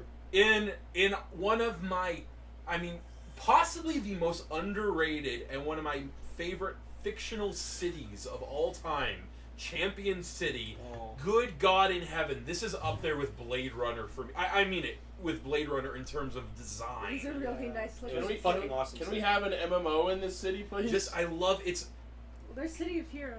a city out of There's time. also Champions Online. Yeah, there is. all cultures and time periods have basically blended together. In one shot, we see Russian, Chinese, English, and Spanish. There's blimps, for God's sake. But there's still, like, cars. There's a 50s diner. Everything. So in this city, we have superheroes. And the most famous superhero of all is... Captain Amazing. All Might. Captain All Amazing. Might. Played by Greg Kinnear. Greg Kinnear. And in this city, where you have superheroes, you have... Supervillains. So how does our movie open, gentlemen and lady? With basically an orgy of old people. Not literally. Old folks. It's an old folks' home. I guess a party? Yeah. Like, just a party at an old folks' place where you... There's a party here in Champion. Yeah, there it is. And who invades them? The Red Eyes Black Dragons. Wrong. Bulk. Bulk leads the Red Eyes. This guy really did look like Bulk, like had Wait. fallen on hard times. Wait a minute. Red Eyes, Black Dragons, or the Purple Dragons? You make the call. It was Red Eyes. They actually were called the Red Eyes, and they were dressed in black. Hopefully somebody got my name. Yeah. Red Ninja Eyes Turtles. Black Dragon. Anyways, now, so we get this fun little scene where the Red Eyes like crash the party. One of the leader literally smashes the camera. It's this cool shot. I mean, I love that they left it in the movie, but he accidentally kicks a like loudspeaker onto the camera. And we see Yeah. the lens break. Yeah. Looks great, but Yeah. man, that costs them $30,000. Shit. Keeping it in. Helped this movie flop. Yeah. Which What? is sad. Yeah. So would you say this movie is a cult classic then? Oh, this movie's very much a cult. Didn't pretty it sure that's- actually flop, but It then got- flopped hard. Yeah. Which is sad. Bad.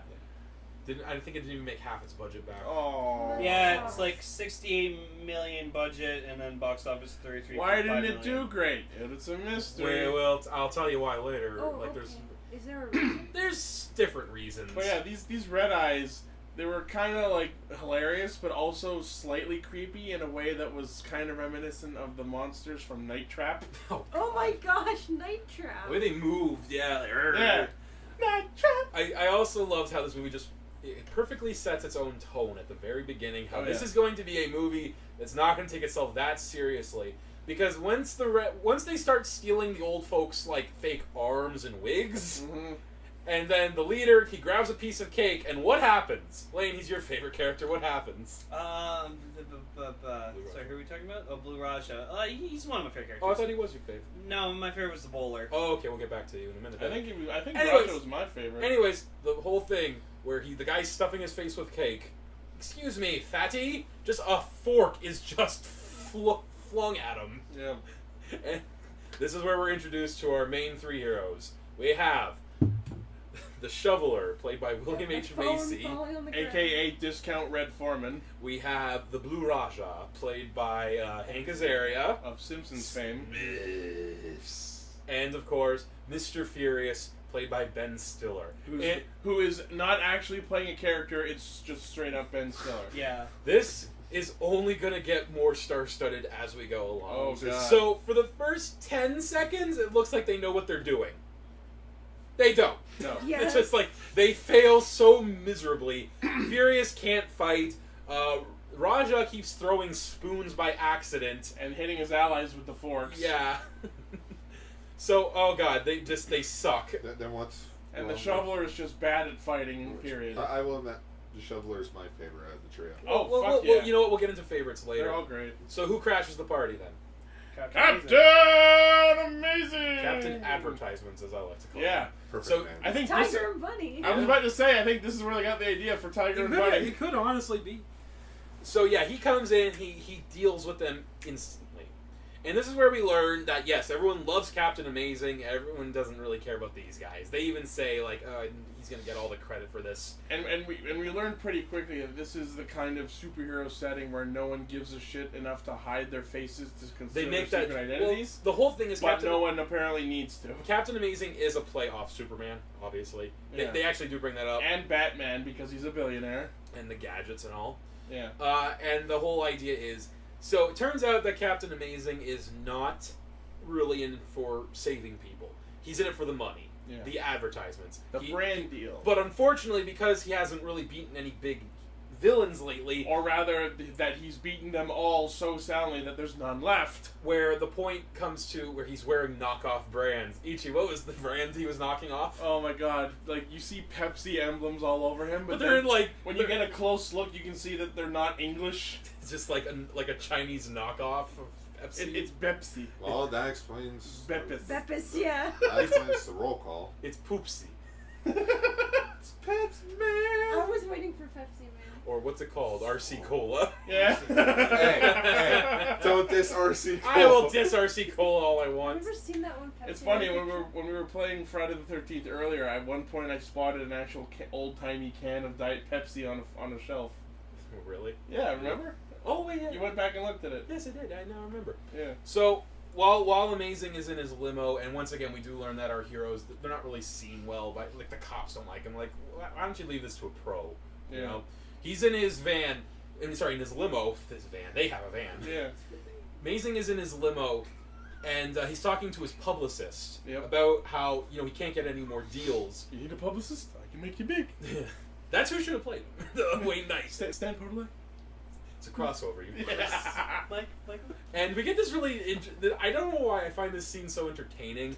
Where, yeah, it turns out it's kind of a realistic thing where, yeah, you have a great superhero. He's going to put away the villains pretty easily. And in this world, the villains aren't just going to stay in prison. What happened to our main villains? Like, what happened to Deathman? He died. died. Deathman is dead. Father Doom, Life Without Parole, Apocalypto, Exiled, Baron Von Chaos got the chair. Really? And Casanova Frankenstein is in the nut house. And that's where he gets his idea. Casanova Frankenstein. Okay, can we first of all talk? That is the greatest name Oh, I love I've it. ever heard. And I read somewhere that is the reason he's the villain in this movie. They just looked at his name and went, yeah, that motherfucker needs to be in a movie. Casanova Frankenstein. And who best to play him but motherfucking Barbosa? Jeffrey Rush. Oh, it is. It is. Yeah, it's Barbosa. Sorry. Casanova Frankenstein. It sounds like what they used to do back in the day at like all the big name comic book industries. You just went with the first name you came up with and just go with it. Perfect example: the Psycho Pirate. There you go. Like, who is this? The original Dr. Frankenstein's older, cooler, more popular with the lady's brother? Probably. I noticed during this movie that like I really liked all the different like camera angles they use. So, like That's when they're in like Captain Amazing's limo, like it shows like his publicist or whatever, and it just zooms in really close on his face. There's a scene where like the shoveler is like with talking to his wife, and it shows like a first person perspective of like either side of the conversation, and it was really impressive. It's Like, I really love good the camera work. yeah. Yeah. There is something interesting in it. Weird thing too, like the guy who directed this movie, who has a really weird name, Kinka Usher. That's his name.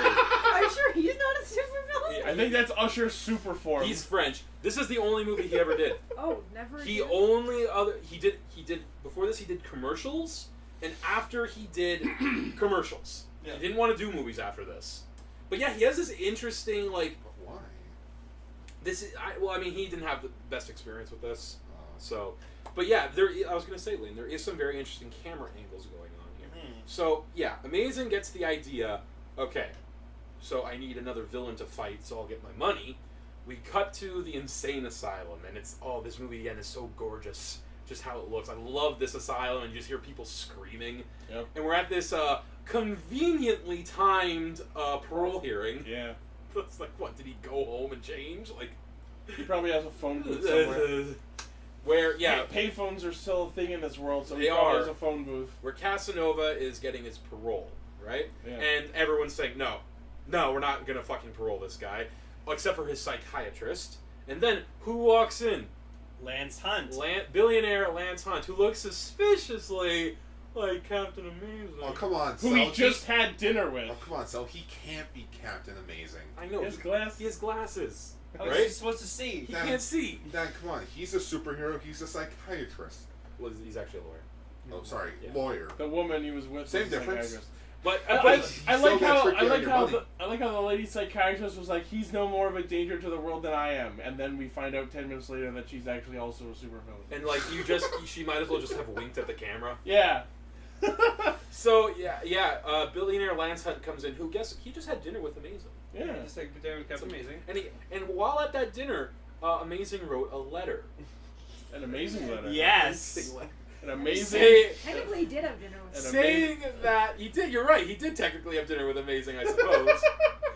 And on that letter, apparently said, we need to bring in the new millennium with forgiveness. So let's let Casanova go. Just one of my favorite visual gags in this movie. What's actually written on the letter? It's an amazing grocery list. Part of that is funny to me, just the idea that he doesn't still need to eat, right? He's a cap. Yeah. I just love the idea of a superhero going, okay, you know what? I need eggs. Eggs, milk. I just love that idea. No, What was on the shopping I'm just list? surprised that Egg, literally everything you think of when you think of going What shopping. could you glean from that in terms of what Captain Amazing's There dietary- was a joke one, I think. I'm just sad that in this world of futuristic and also past technology that they didn't have the foresight to predict smartphones. No one saw that. I just like the idea now of you see Superman about to beat up Zod or something. He's like, eggs. That's it. I need to Death go get by eggs. Drops Zod, flies off, grabs eggs, comes back. Now where were we? All right, I got them. I got him. Also, have an omelet. You know what would have been great? What if someone had asked him can I see that letter? Yeah. No. No. Only I They have just it. they just like, okay, if Captain Amazing says so. No. So then Casanova gets freed and He has one of the best lines in the movie. Like, on he- his way back like- to his castle. Hello, Champion City. Daddy is home. And just Jeffrey Rush is having the time of his life. oh yeah, Also, no. isn't- He's Castle- hamming it up the whole movie, but it's absolutely hilarious. I didn't get to watch this with you guys, but Casanova was locked up during the 70s, right? So his whole entire house is disco beat. Something It's- like Yeah, that, this gang of minions Oh my and stuff God, are the- disco people. The Tonys. Tony P and Tony C. One of which looks like bootleg Ricky from Trailer Park Boys. You know who that is though? Hmm? Eddie Izzard. You know that? Nope. I've We'll heard get the to him. name. He's a comedian. He's in a lot of stuff. Okay. So yeah, back with our trio. They're where are they at in this weird city? Their headquarters. They're at their 50s diner, Which is their headquarters. and they're talking about how they need to we need a publicist, and this is where they have that great joke about it's because Lance Hunt and Captain Amazing are saying, oh my God, not again. Captain Amazing doesn't have glasses. He wouldn't be able to see. I just love that he actually believes that shit. No, that's what I mean. And I love that whole bit too, where Furious goes, it's because when he takes his glasses off, he transforms. It's that doesn't make any sense. That's a line of dialogue in this. Lane. Maybe Guy's Ultraman. Come on, Jedi. He can't be Ultraman. But he was in the same spot as him. Yeah, but Ultraman's big. He's so small. Come on, think of your head. Flawless. Jesus. So when they noticed Tony C and Tony P a Furious realizes, okay, something's going on. Who wants to go do some reconnaissance? And this is also where the blue collar aspect comes in, where you got the shoveler going, I gotta get home. My wife's wondering where I am. Yeah. And just like, what? And he goes home. He runs over Chomper. Yeah. That was great. An actual plush of Chomper from Land He Before just- Time 2. I Oh love my it. God, He what? runs over it and then he rips the head off. Yeah. He's like, damn kids. Yeah. Friends for dick. And then in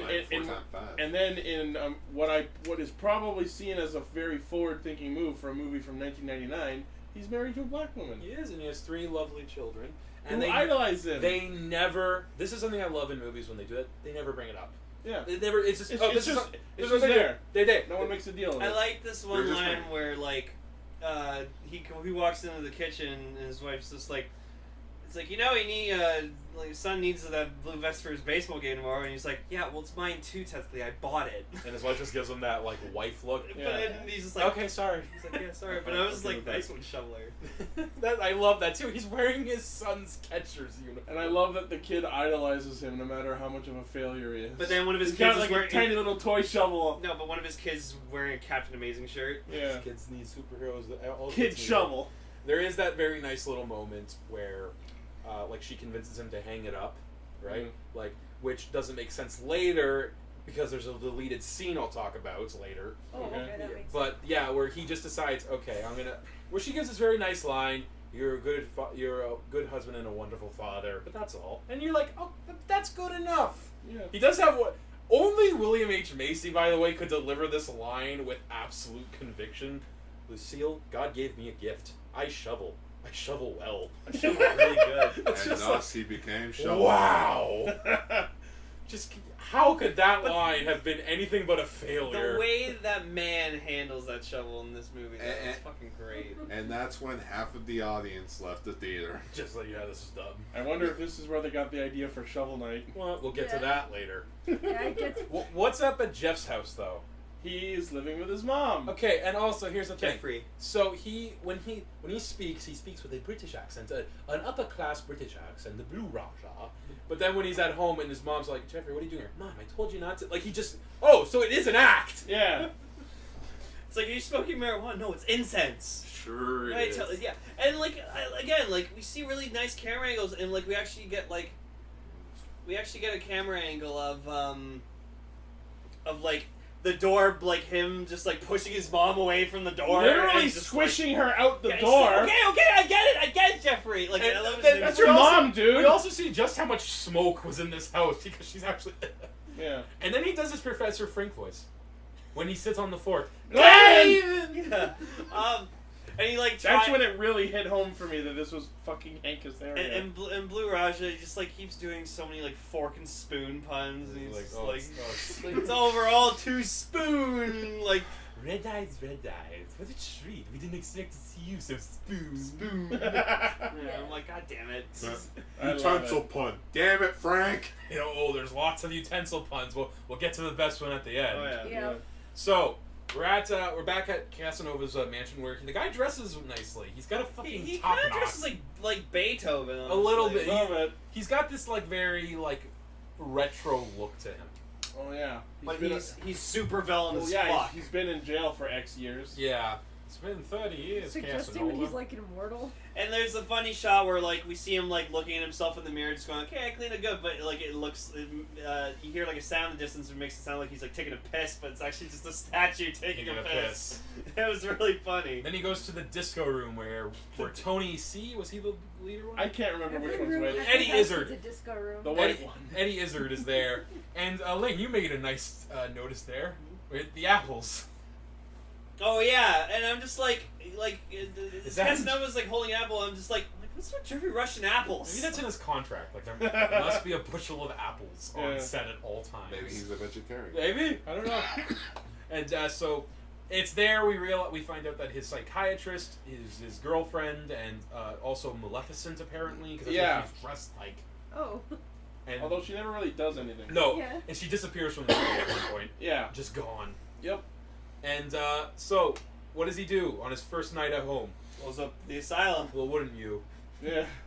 Just gone. And- Kaboom. And I like how Furious like describes it. Like he sees the thing. Whoa. But he's like, no, he's like, huh, booty call for Captain Amazing. Yeah. And I'm just like, that was funny. And Amazing flies in Iron Man style. And So he flies in, just like tries to make a heroic landing. Well, he's trying to do like the You see him basic. fly in, but you don't see him land, and then Yeah. you just see him walk through the door. Yeah, but he's trying to do like the basic superhero banter where he's like, oh, I know what you're up to, Casanova. Casanova's like, oh, alright, do you, Captain Amazing? You got me monologuing. I just love how they've been fighting for so long. Then he's like, before I sit down for us to have our chat, would you please turn off all of the things? that was like nice. Like the paralyzer in your straw, the dart launcher in your slippers, and like they just have that banter moment. Like I do. Chess is so fun. Don't we? Lots. Knows his So name. they know each. They know his I identity. did love that whole thing. We are, after all, each other's greatest nemesis. What's the plural for that? Nemesis. I just love how he's Nemesis. nemesis. Whatever. And basically, what happens is he was in this for the money. He just wants to put him away. Let's be honest. So Captain Amazing just caused the death of hundreds of people. Yeah, although like he comes in like pretty ready to like put him behind bars, and I'm like, wasn't your plan to like elongate this conflict?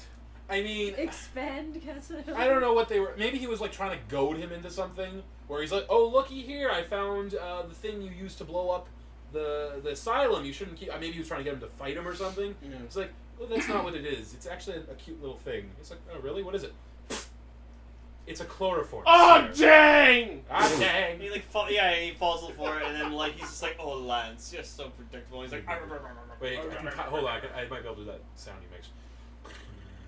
That was funny. Yeah, well, so he gassed him.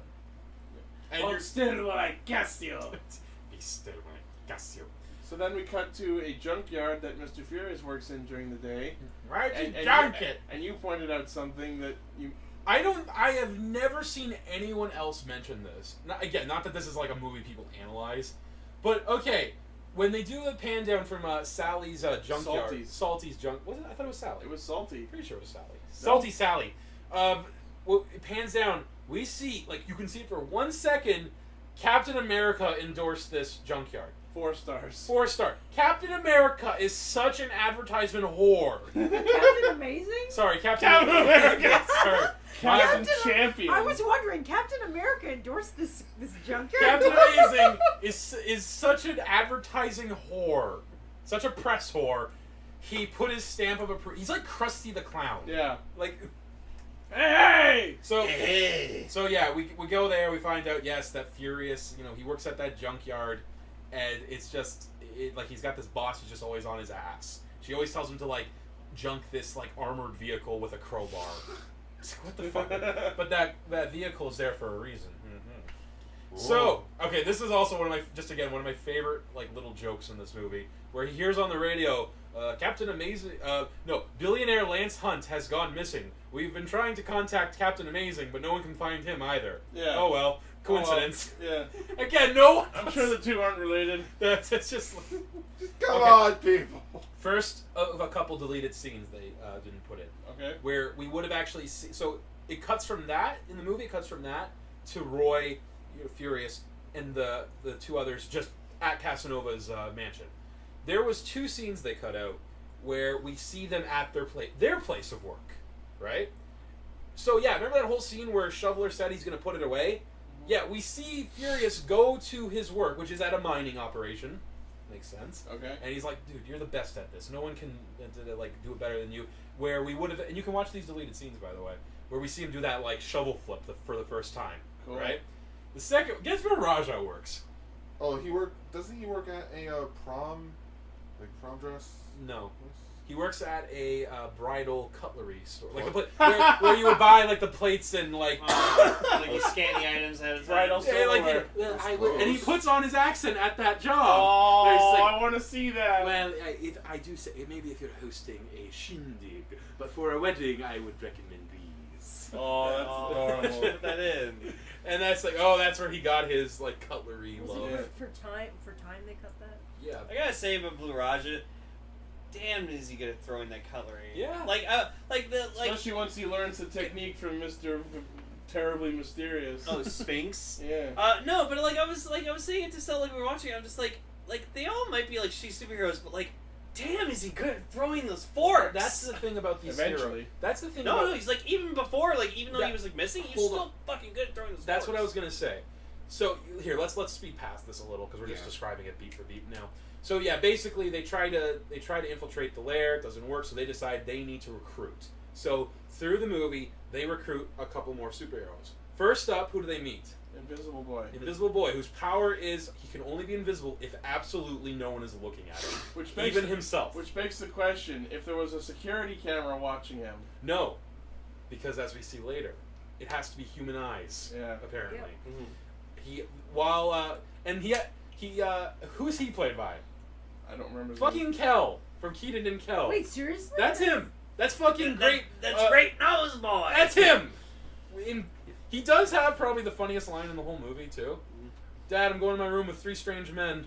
And no reaction. From Pops, like, oh no, man, that boy. What's wrong with that boy? Is that time of the week already? Oh god. Like, isn't his room filled with like superhero posters? He has one of the coolest rooms I've ever seen. Yeah. Again, the design in this movie is beautiful. And I noticed something like it was cute where like he's trying to like they're all trying to leave because they're like, okay, you're fucking stupid or whatever. Like he's like, no, I can help. And it's like, haven't you I ever know wanted superheroes. Yeah, he's like, I know superhero. Haven't you ever wanted to try to be like more than someone, like something you'd ever want to be or whatever? And then just Haven't you ever had the a other dream?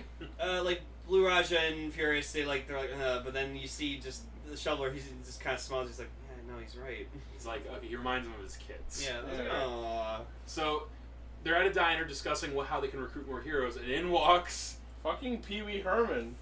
star-studded affair. Pee Wee Wow. Herman as the spleen. The spleen! The thing is, of all the organs they could have chosen, why one that has literally nothing to do with flatulence That's whatsoever? yeah. I have no Just, idea. just to be gross. It just sounds funny. I Yeah, guess. I mean, Just sounds it's- gross. The spleen purifies blood. Yeah. Maybe, Oh, Yes. And, maybe and it's the just his spleen accent that he purifies has. villains. there you go. Maybe that was it. The Like- spleen has one of the weirdest accents in this movie. Guys, But, like- guys, I want to be cool. But sometimes in the movie, when like he screams and stuff, you can kind of hear the Kind of puberty. hear that. This is natural for Paul Rubens to do Also, that. he has the greatest backstory of all the superheroes. Oh, fuck. So here's his story. I'll just say it for Yeah. fun. Yeah. When the spleen was a young boy of 13, he was walking with his friends when I accidentally cut the cheese. In my adolescence and maturity, I happened to blame it on an old gypsy woman who was passing by. Big mistake! I like how he's just like, The gypsy woman placed a curse upon my head that because I was the one who smelt it, I would forevermore be he who dealt it! So now he literally has superpowered farts. I think that might be my favorite line in the movie. Y'all know me. I'm not a fan of fart humor. It works. Oh, far humor is The so humor funny. is as well 'Cause sniped as his actual abilities. There's a lot more to him than just farting. So I liked when he was like showing off his powers. So like he gives them like Oh, fucking. and by the way, he's apparently a known person because all 3 of them are, oh god, it's the spleen. And Yeah. they knew what he was going to do. Yeah. So what's funny is like he goes to test his like farting ability to show Invisible Boy, but he like takes out some clothesline Pins. Clothespins. Yeah, clothespins. Sorry, thank you. And like ahead of time, and then he's like just like, okay, 7 meters. Gotta think about the air conditioning. Focus, aiming, and shoot! Yeah, and he fucking it's just this one guy just It just nails the whole half the diner. falls over. Silent, but dead. And this voice is like, holy shit, that was great. That was amazing! That was amazing. Wow. I guess you could say his true power was deep inside him. Yeah. So like he just sits there. He's like, guys, I can help. Come on. And like he is one of the only ones with an actual power. So Yeah. they just let him tag along. Yeah. And they realize, okay, we need to find more hero. We still need more. Yeah. So why don't we have like a barbecue at a pool? They all look at Shoveler. And so No. it's like, no. Cut 2. And then we get my favorite line from his wife. You want me to say it? Sure. Okay. We're just like, if one person vomits in my pool, I'm gonna divorce you. That's And fair. He says that's fair. I love it. And they have we have a little montage of different superheroes trying out. Who do we have? Oh my fucking Okay, so god. so first off we have Dane Cook as the Waffler. The waffler! Just like my dad does. Like, just, I love, again, this is just early career Dane Cook. He looks so young. Where he's just like, I am the waffler. My griddle of justice, my griddle of justice. I bash the enemy in the head, or I burn them like so. He burns it. I also have my truth syrup, which is low fat. And I have a. And while he's going on, we see Discount Reaper in the background. Yeah, we were also. Is that Reaper? It is. And then we have. And we're like, sorry, we're just like, wow, Overwatch started off shaky. And then From we humble I'm beginnings. sad that they nerfed Waffle. And then we have. I'm sorry. That was the dumbest thing I've ever They seen. nerfed Waffler. Guess the Waffler didn't get played the game. No, guys, you don't understand. Waffler became Soldier 76. Oh, we're all waffles now. Anyway, later. So then we have Pencilhead and Son, which they're cute. Pencilhead was played by Doug Jones, if you know him. Nope. They erase crime. They do all the time. What, they just rub their heads on it? That would be amazing. Ballerina That would. Man. Holy shit. No, Pencilhead would be the greatest superhero in a comic. Yeah. He erases the. Like, erases the panels. Yes! Yeah, Yeah! but they're not done with pencil. They're done in ink. Pretty sure Deadpool's done that before. Who do we and then have next? we have Ballerina Man, who I actually tried to look up. Is that? No, No, not can't really. find him. He doesn't want to be He looked credited. like someone I recognize, though. Oh, he was wearing a mask. How could you tell? I don't know. That guy doesn't want to be credited for that role. And then we have two girls who are dressed up as Wonder Woman, and they Beat both the fight shit over out of it. each other. And then, like, one of my favorites, the PMS Avenger. She only works 4 days a month, though. You got a problem. And Furious is just like, yeah, sure, whatever. Okay, anyways, go. Whatever! Whatever! So then we get introduced to the Bowler, who's my favorite character. this Probably week. would be Poles. Yeah. Played by Janine Garofalo, so... Who's looking fine in this movie. She's going on an expedition. Wait a minute, Gene. Expedition. Janine Garofalo. Fuck, roll the intro She's a again. famous comedian. Yeah. So Janine Garofalo, she arrives late, and they're all like, they think everyone's for shit now. They're like, who cares? And she's like, yeah, you're gonna have to go. And she goes, okay, that's fine. That's where, once again, this movie kind of took a weird turn in a way. So yeah, the spleen, like, okay, so far we have the invisible boy who says he has powers. We don't think he does at this point. We have the spleen who, yeah, he farts, but that's just like, okay, that's kind of weird. The bowler, though, just full out, she takes out her bowling ball. One of the coolest looking things I've ever seen. I It's love a this skull in a bowl, in a clear The bowl. skull of her dead dad, Carmine. Yeah, Who Carmine was the Bowler. first bowler. Yeah. So this is a legacy thing. Yeah. And, like, she can talk to him. She whips the ball, and this amazing sequence happens where the ball flies everywhere, accompanied by one of the coolest ideas for a sound effect, where it's a didgeridoo. You know that? I love the didgeridoo. Yeah, the Australian instrument. It's so cool. Oh, yeah. And she's like, "Well, I guess I'll leave." No, we need. Right. And, like, Furious at first is just like, no, I need her. And I they're love how they're they like, just- no. I love how Because this he's got to be the abrasive asshole. I love how the decision to make her join the team was when we are a cadre, you're in. Just like that she can. You're in because you pronounced cadre right. So, and, like, they explain, like, oh, yeah, but, like, what happened to your dad? And he's just like, oh, I fell down an elevator shaft onto some bullets. Onto some bullets. The best is Blue Raja's. You know, I always did suspect some foul play. No. So she's kind of in on it just for the revenge to avenge her dad. No. Not at first. Oh, no. Because she didn't know about that at first. Okay. She was in it because discovers she's later a hero. that Ricky was the one who killed her dad. Yeah. Yeah, but what's interesting too is that I put those bullets is there. that the bowler can talk to her dad's skull. Yeah, Well, it's a who, Who's one-night constantly conversation. judging her. and again, at first we're like, wait, is she nuts? Like, we can buy that she has powers, right? But wait, is she actually talking? Oh my god, this woman's nuts. Oh no. She does again have one of the better lines in the movie, where Raja says to her, I'm sorry, am I to take it to believe that that you put your father's skull in that bowl? No. Guy at the pro shop did it. Just cut to like grizzled old man at the pro shop. Oh, and I love this is true like for this we shit. never actually hear like Carmine say That's a anything. But, cool like, idea. But I like he's one of the best characters in this movie. I fucking love him. There, I got so- your revenge. Now I'm going to law school. If I ever had a That's shit dreadful. ton, if I ever had a shit ton of money, I'd want to track that prop down and just purchase it. Oh, you could buy them back in the day. They actually has a promotion. Just imagine going bowling with that ball. I gotta look that up. That was so But cool. anyways, so after they're together, they have a brief battle with Casanova by his limo, and it's a cool scene because you actually see them working with each other. Yeah. Like you see them like using each other's power, except for Furious, he's useless. You see them using their powers in different ways, like to help each other out. To prank the limo. Yeah, except for Invisible Boy, but even he helped. He put the helmet on the ground. So. Yeah. And you can actually see, especially between Shoveler, Furious, and Raja, they actually, even though they're not the best, they do have a sense of teamwork. Yeah. They know how each other works.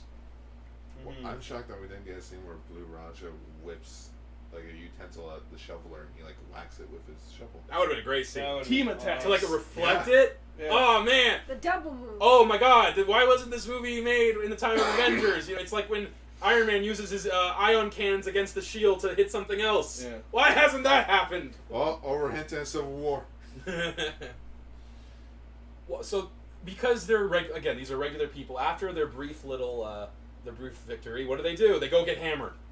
Yeah. Big mistake. Yep. Because the Disco Boys followed them, and they are literally about to execute them in the alley. They all got their guns out, when all of a sudden, shing, shing, shing, shing, shing, their guns get cut in half. Why? Apparently one of the powers of the Sphinx. They mentioned this earlier, though. Yeah. When they were saying, the We were Sphinx, talking about who to recruit. I heard he can cut guns in half with his mind. Really? I'd heard that. I hadn't. Apparently it's true. That's the And thing. I love the idea that it's just guns. He can literally just go Only guns. in half, and they have to be like in his line of sight. Yeah.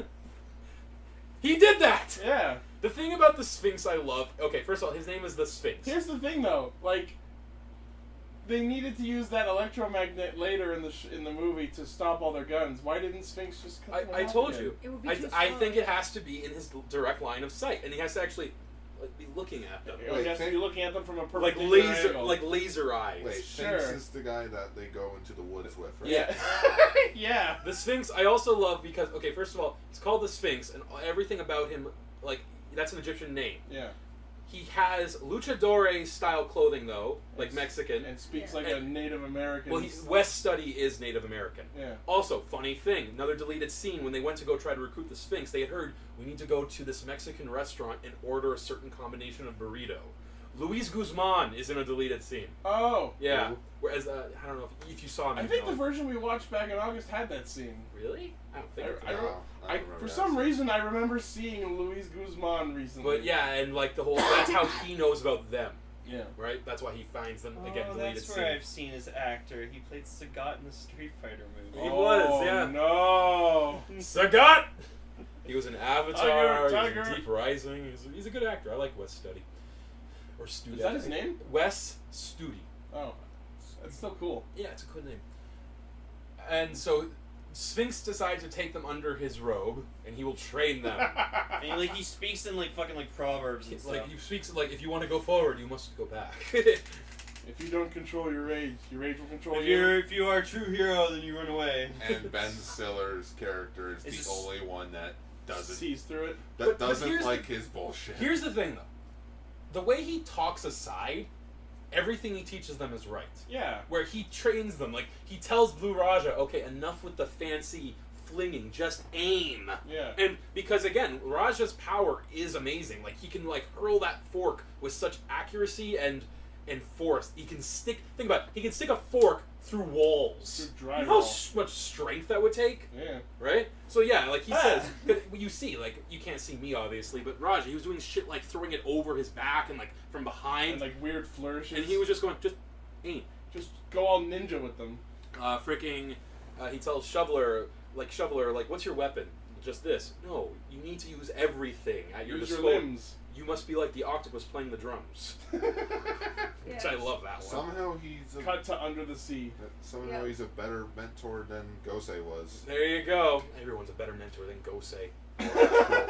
More like Trose. What do we hear? What do we also hear while they're training? The first time it ever. Oh, Fucking All-Star. Uh-huh. yeah, can I bring this up? Sure. All Star originated in Mystery Men.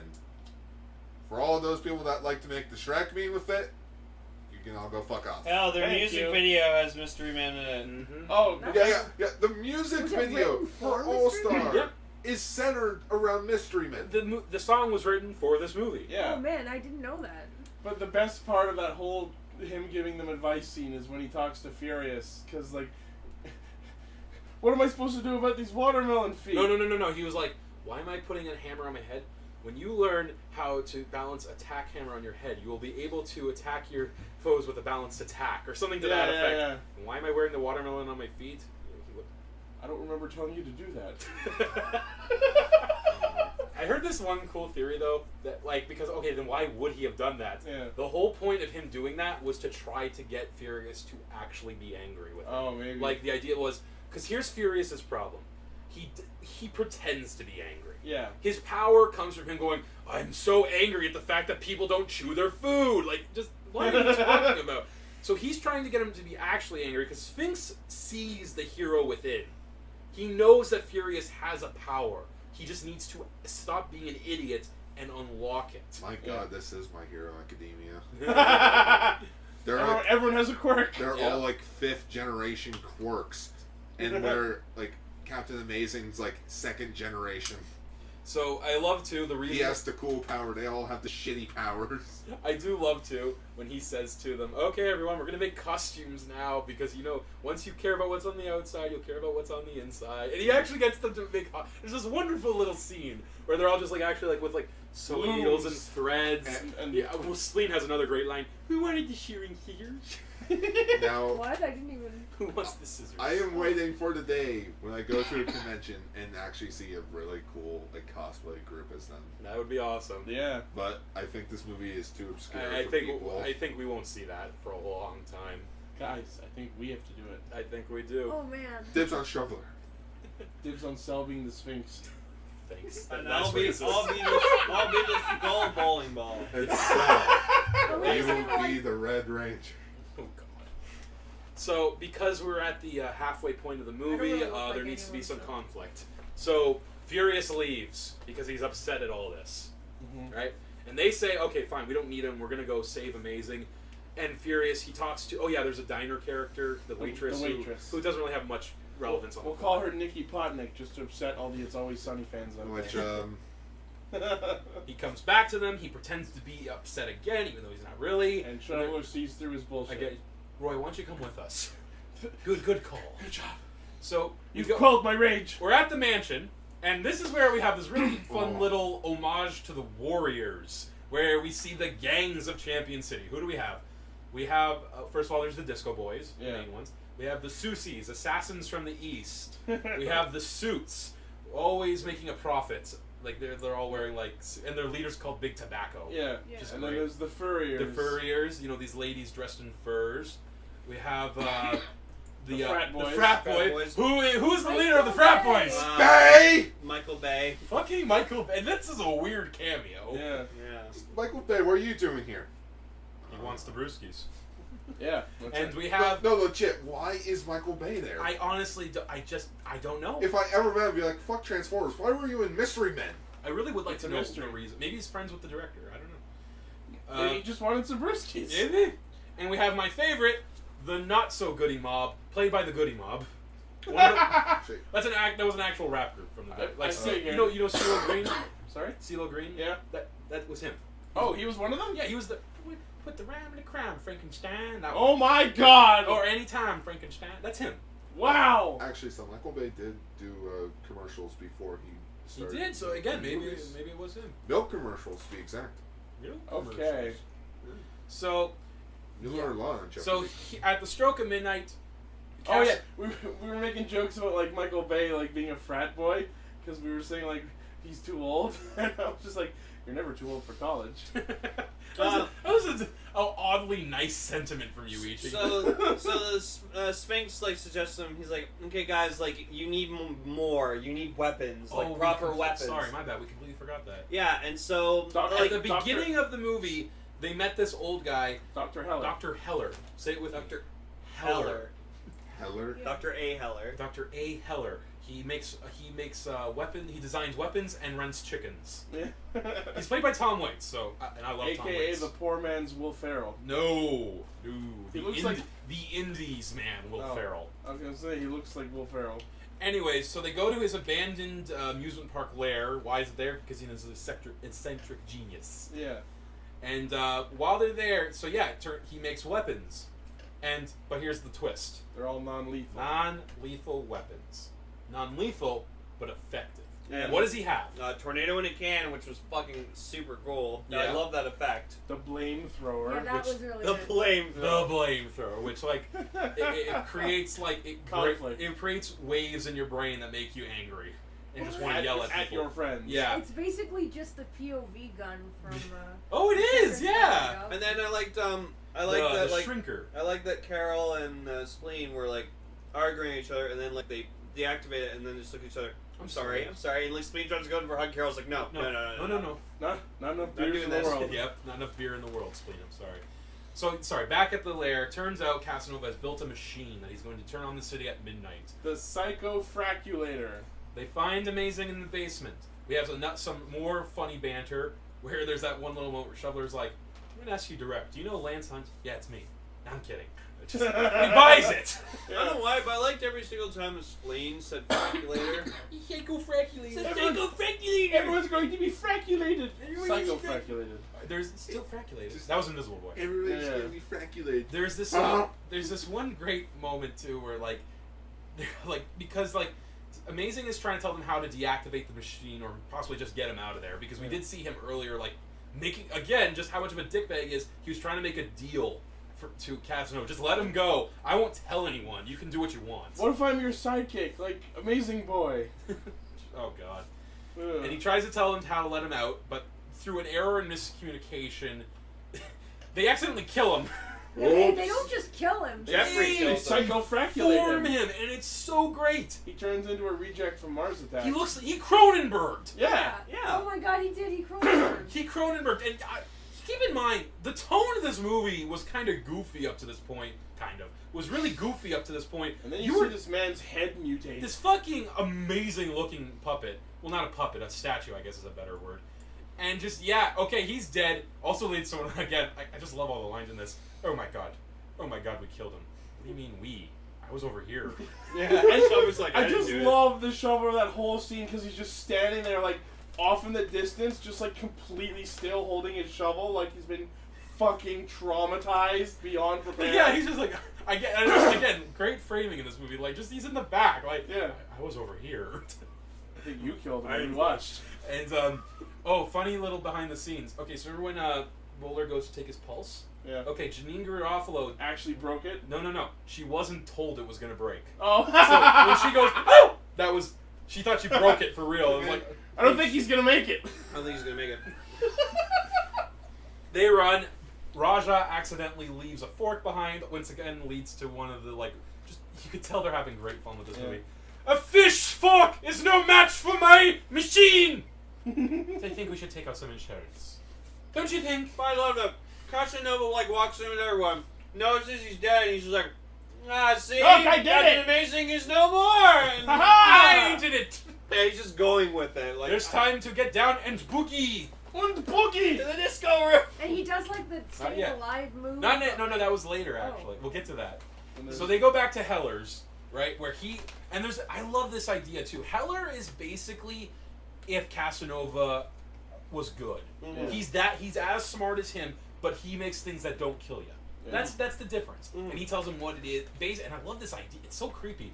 The idea is first it enters your brain, it makes you see things, but it turns those hallucinations into reality.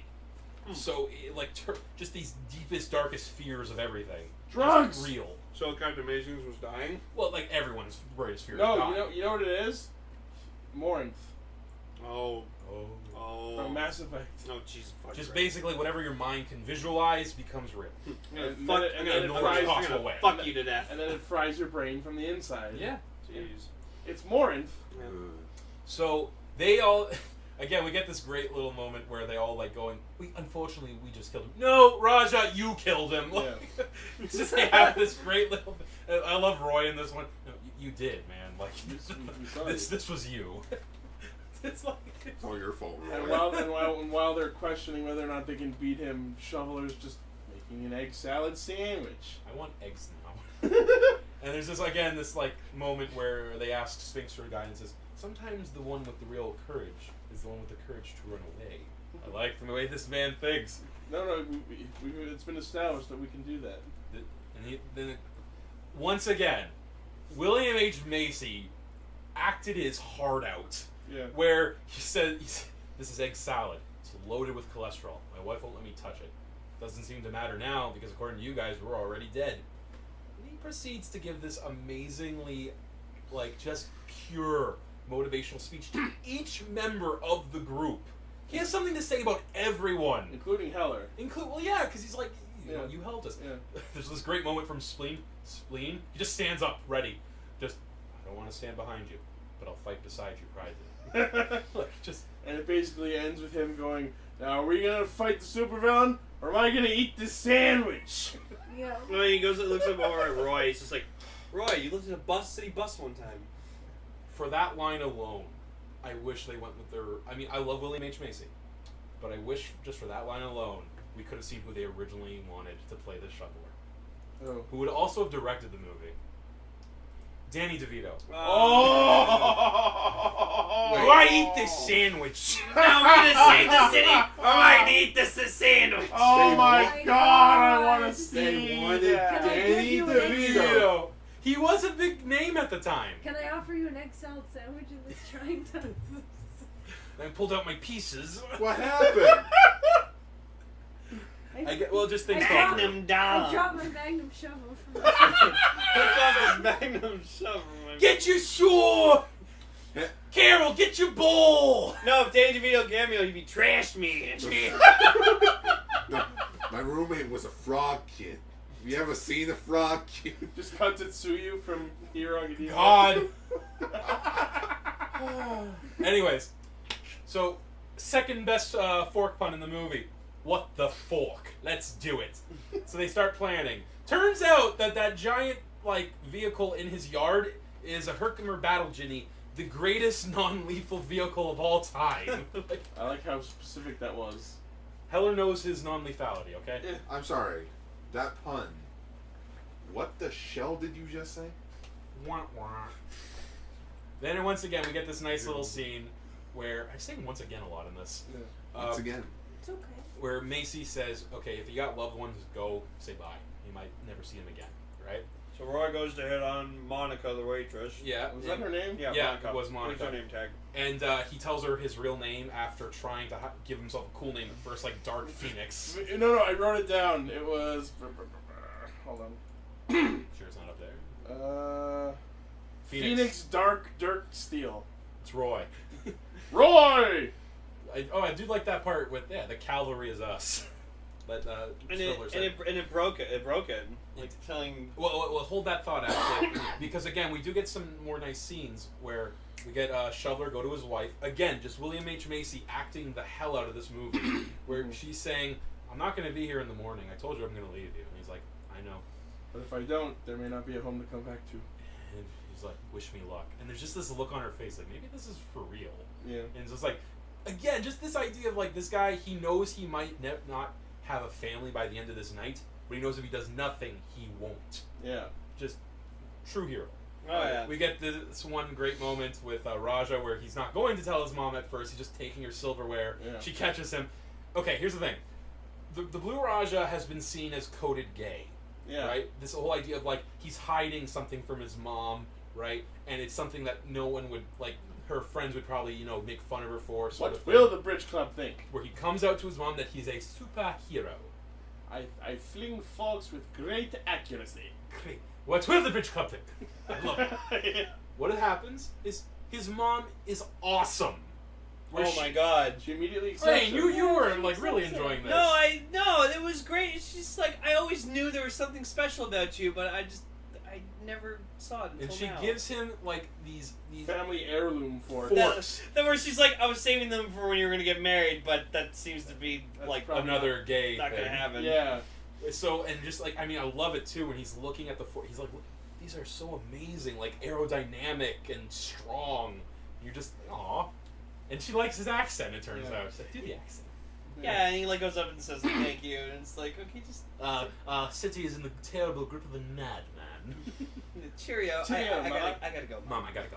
Yeah, Mom, I gotta go. So yeah, what you were saying though, Lane, when she tells him to just be Roy, it kind of puts him into a funk. Yeah. Where he is now doubting himself, and even like everyone's saying, but you lifted a bus once. That's amazing. You have powers. It was more of a push. That still takes superhuman strength. They accelerated. The guy, just at first. I mean, then it was me, but at first it was a. Yeah. Oh shit. Shit. Wait. Yeah. What? It's like when he was pushing a bus, like When he pushed a bus out of the way of like danger, turns out that someone was actually driving it for the most part. Oh. So he wasn't lifting a bus. yeah, he never like him kind of like more likely than not. What really happened was the driver was driving away while it looked like he was pushing it away, which got turned into he pushed it away, which got turned into he picked it up. Yeah. That's how stories work. They get exaggerated. Yeah. So, what does every superhero movie need? Suit up montage. What were you gonna say? Walking in a straight line and being badass. That's it. That happens at the end too. Where, yes, we see our heroes. Yeah, the Sphinx's sewing lessons paid off. Because these suits... Oh my god, these suits. We need to talk about these suits. Who do we start with? Shovel Knight. Shovel Knight. Yeah. Yeah. Well, no, I remember watching this with you guys. When Shoveler puts his shovel into this really cool harness on his back. It looks like he's sheathing a big-ass sword. Yeah. And you guys made the joke, what is this, the Shovel Knight? And I was just, When he gets his suit, his new suit, it's done in the style of like a knight. Yeah. Where it's silver and plated. Oh, I love his helmet. He straight up looks like Steiner from Final Fantasy IX. Uh-huh. Who's next? We get Blue Raja. Blue Raja, who has finally added blue to his uniform. Thank you! God, that was bugging me the whole movie! They make that joke. I mean, that's another thing. You could add some blue. You could add some blue. I mean, not... But you see my character, like, back in India, like, the British took over. Raja. So. There is... I know The you don't British have much Raj. blue, but if you know your history, it does make sense. Yeah. And the whole idea is, like, now he does have more blue. He's still got a bit of the green going. Yeah. He's got a bigger which turban. works. He's got a cooler turban that has a spoon on it. Oh. Like, he still wears, like, that portrait of, I think it's supposed to be his grandmother or something. Probably. It's just a lovely little British nod. It's a real nice outfit. Yeah, Furious, he's wearing, like, because he's a biker, he's wearing, like, bike gear with flames on it. That was badass. He's like a cool, like, wrist golf. Yeah, the Spleen went full-out superhero and wore a cape with an S on the back. Yep. Like, No capes. and he's And like like this his- weird shade of yellow. Yellow and brown. The bowler, she's still kind of more or less wearing what she was wearing before, Like, you know, kind of like punk rock Kind of sort like of a thing. poncho on, But though. yeah, she has like this poncho now. Mostly black. Yeah. But now she's got like skull with what are they called? Like when you bowling pins. Yeah. Skull and bowling pin symbols everywhere. Yeah. Who's left? Invisible Boy. Invisible Boy. He's Just got some weird goggles. Purple outfit. But no, if you notice, what's on his suit is a mural of the city he knows. Oh, nice. And the Sphinx, I think this is like supposed to be his like regular when he's actually crime-fighting suit. Yeah. He's a full-on luchador right now. Yeah. He's got like the He's got a Bill cape. Cipher pyramid. Yeah, he's got Bill Cipher going. He's like he's like halfway between like a luchador and some sort of BDSM dungeon master. We also get like this great moment when they're doing the line walk where Roy tries to leave again. They just grab him. Yeah. They get into the Hey, a line formation works well, but none will beat the kick-assian one. No, that was the best one. I agree. Just charge. President has a gun. They immediately turn around. My You favorite- just see all of them right. My favorite line from that is at the very beginning when they when he's way over there. They say, "Why is he so small?" It's because he's far away, dumbass.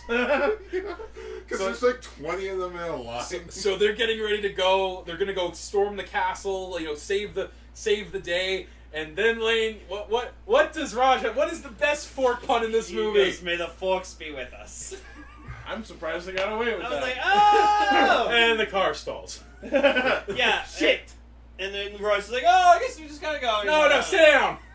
Yeah, Royce is so like not ready to do this. So on the way there, they have to psych Roy up, and there's this like great where they're trying to, you know, like trying to insult him. Like, and there's these great little lines. Your penmanship is atrocious. You dress in the mail of a male prostitute. In the matter of a male prostitute. And Carol's just like, Yeah. yeah. Even he kind of goes, what? Your weird sense of wit is so insincere that it comes off sounding pithy and annoying. It's so No, that's just Ben Stiller. Yeah, like I said, this is Ben Stiller, not a character. We also get... Now, I like Sphinx. I think he has some good teachings, but I think he gives his actually best one right here, where Roy goes, I don't have powers! Like this isn't real! And then Invisible goes, if you don't have powers, maybe I don't have powers! And Sphinx says, do not go there, my son. When you doubt your powers, you give power to your doubt. I think that's a good thing. Sure. No, I mean it. Like, you gotta believe in yourself. Yeah. I believe that everybody at home is a gunner. And this is when, for some reason, William H. Macy decided, okay, I'm gonna get one-liners now. Yeah. Where he says, like, we have a date with Destiny tonight. It looks like she's ordered the lobster. And when they go to, like... Are we gonna knock, or are we just gonna show ourselves in? Drives through... Oh, that was amazing. And then, like, we get, like, a front shot of the vehicle that's, like, redone, and I'm like, it looks like a Cylon. It does look like It a sign. does. We were also making the joke, this was after his career had started, but that this is where Michael Bay's, like... His His love of fascination explosions. with explosions and crashing started. So they check out, and again, this is the thing I like about this movie. I gotta stop saying it again. This is the thing with this movie I like. It's a smart movie. Yeah. They're fighting gang members. Yep. Gangs have guns. Yep. They have shovels and flatulence. Yeah. What, are we all gonna just hold hands and start singing Kumbaya? So what happened was Dr. Heller installed a nuclear electromagnet. It's the next logical step. Yeah. And just, it's a really cool scene where the magnet, like, just draws in all of their guns. And the playing field has been leveled.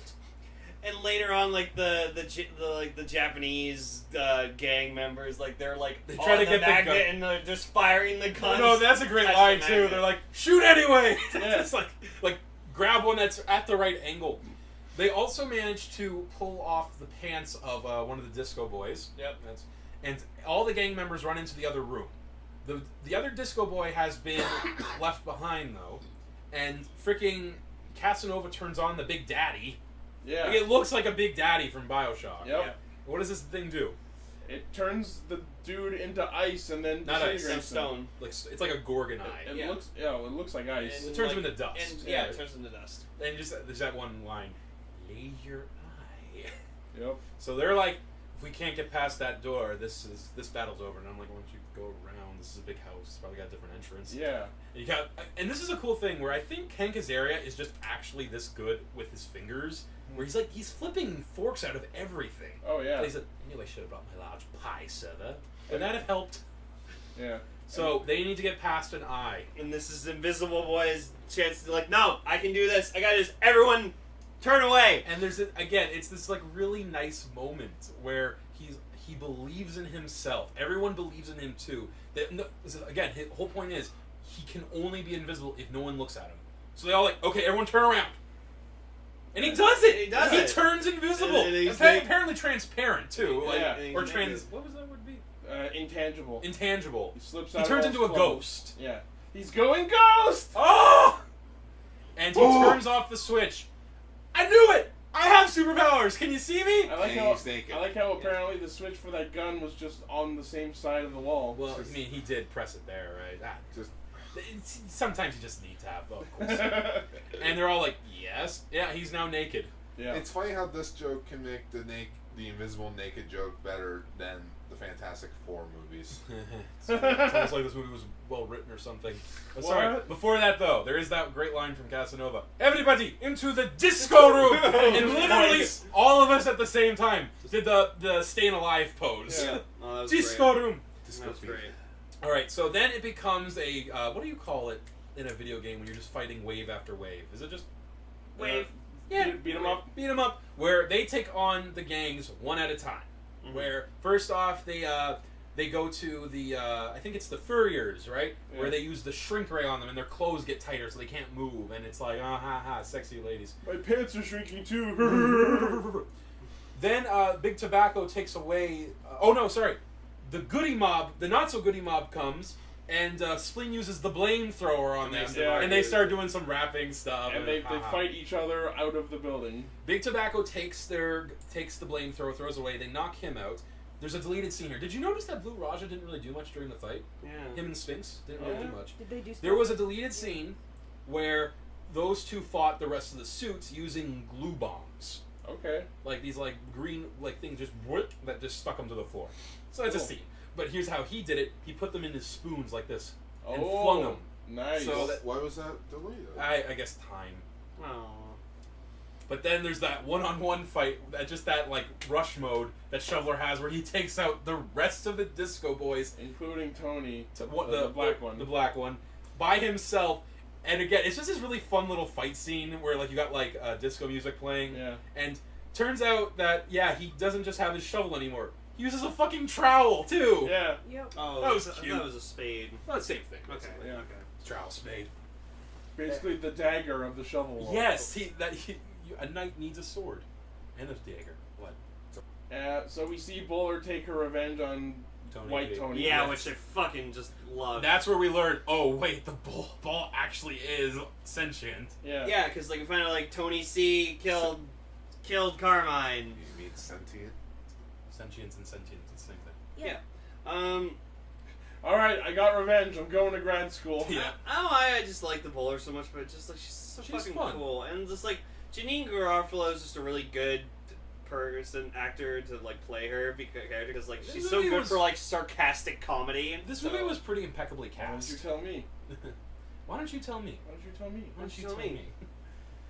So, and there was that scene you were talking about where with the Susies where they like shoot at the Yeah. Invisible Boy and Spleen. And Spleen so- gets shot in the ass. Yeah, so he gets shot in the ass, and then he like goes to check so he like farts really bad, and he's like, yeah, that'll do. He just And he Then faints. passes out. It'll do.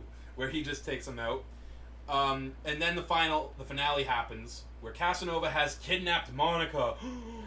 And he kills some of the frat boys, and that's how he says, "You good guys, this is why you can never really win." I get the girl. I killed my own men. And Roy is pissed, and they can't go up the stairs because it's been electrified. And this really cool thing happens where Raja like throws. Flings off a ladder made of force. I love how he just throws them. He's just like, Yeah, he gives him like whole like ninja with shuriken. Yeah, exactly. Jesus Christ. Oh, he's He's so a cool. he's a coloring ninja. He's so Yeah. cool. So, Furious starts to fight Casanova, and he says a line that is so lame, it spins all the way back around to cool. I know what you're You must have ripped the Q section out of my dictionary because I don't know the meaning of quit.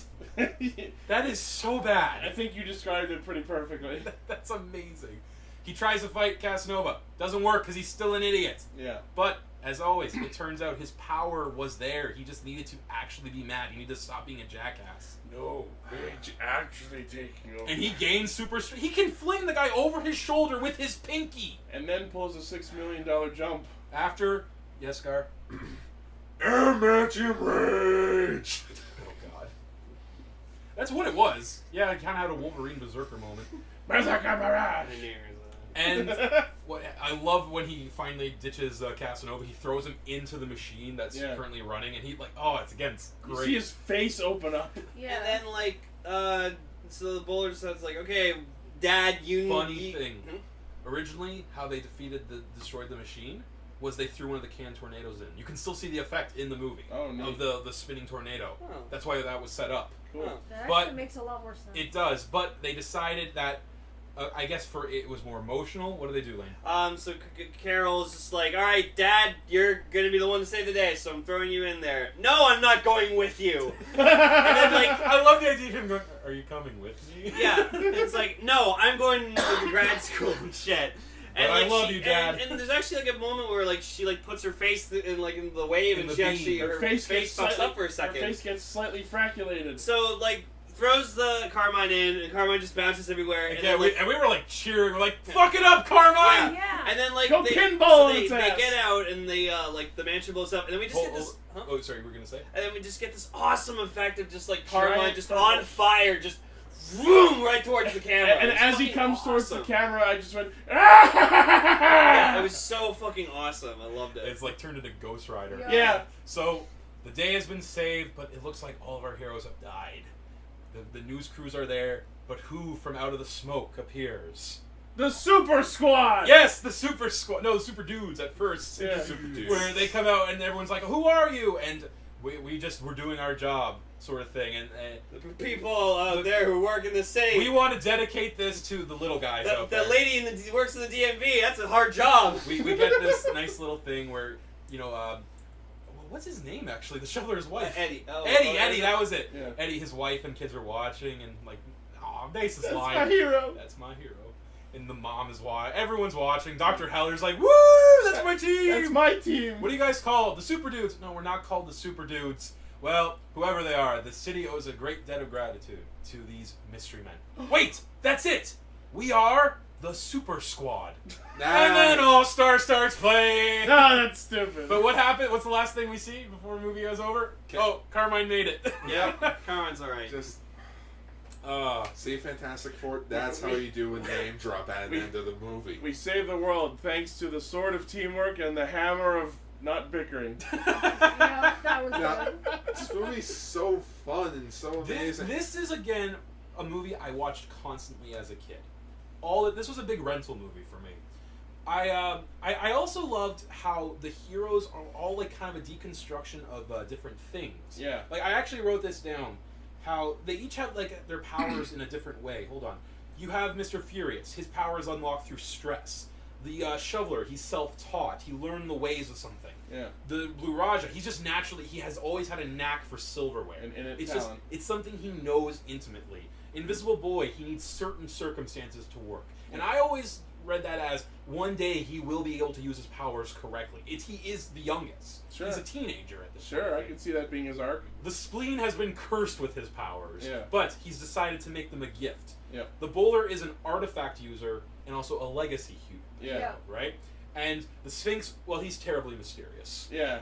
Right? So you don't Terribly need, mysterious. he doesn't need Now, him. here's the big question, though. Yeah. The big mystery. Why did it bomb? Biggest yeah, you reason. said there were reasons. One of the biggest reasons. This opened the same day as The Sixth Sense. Oh man. Ouch. Fuck! That explains a lot.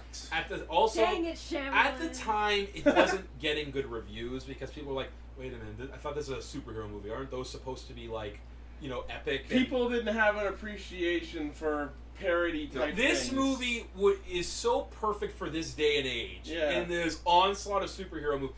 The movie perfectly parodies Superman, and even that idea of like advertisements are not a good thing for a superhero to have. Yeah. Mm. The movie, much like its setting, is far beyond its time. Mm-hmm. It became a Ahead of cult its time. classic. Yeah, It is a cult. It has some of my favorite movie posters of all time. I vividly remember seeing these in theaters. It was like silhouettes of each character against like a different color. So there's our Power Ranger link. Cool. You should look up these posters. They're really cool.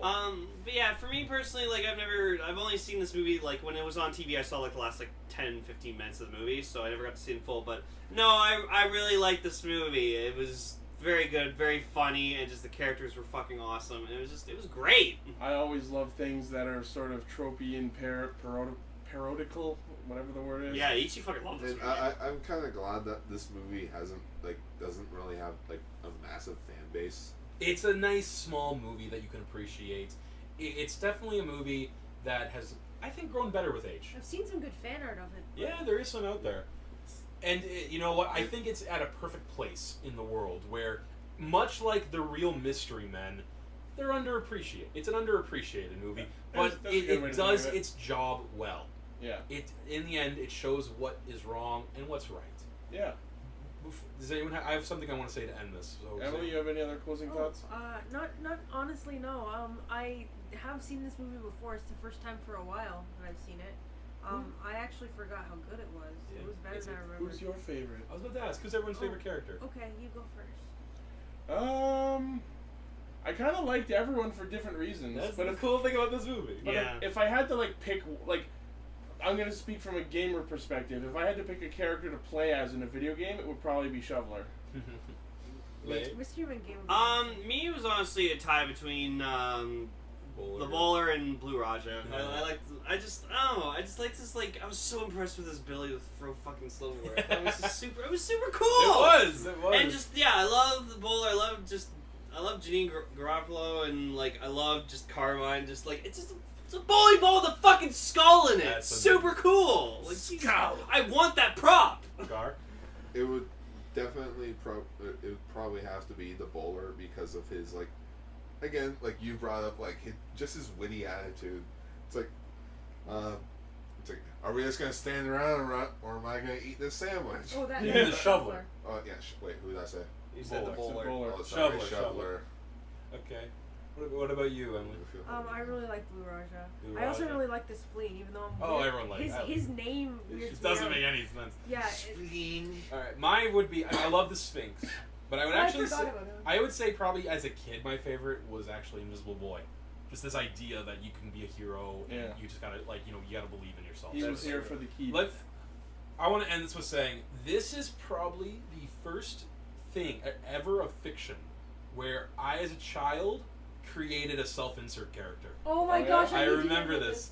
I can't remember the name exactly, but my thing was fireworks, Cool. where he was armed to the teeth with fireworks, right? And he had this lighter and would just sh it off and pew and shoot it at people. Nice. And when they got all suited up, he had kind of like a dead shot style gauntlet of fireworks to shoot. Oh, nice. Had a big rocket Just a bandolier of Yes, of cherry bombs exactly, and fire. exactly. Yeah, did you just imagine him being in the movie as it was, or did you think of a sequel? Where No, he was in the movie as it was, sort of thing. I think I remember him making him Bowler's little brother or something. Cool. I think that's how I made Was it. little brother fire? I think his name was just the fire, just Fire Boy or something, like Flame Boy or something like that. Okay. The firecracker. Maybe that was it. Yeah, I mean, there would probably be something like that if you. But yeah, so this movie will always have a special place in my heart. Absolutely. Now I kind awesome. of want to watch Kick-Ass. Did you have a Right? self-insert Kick-Ass is sort of the spiritual sequel to this in a way. Yeah. Well, they kind of read a script. Everyone based on listening, if you were in Mystery Men, what kind of hero would you be? Post in the comments. I would definitely not want to be a person that would predict or would think up of something and then the following day it would come true. Is that your idea? No, that is my curse. Oh.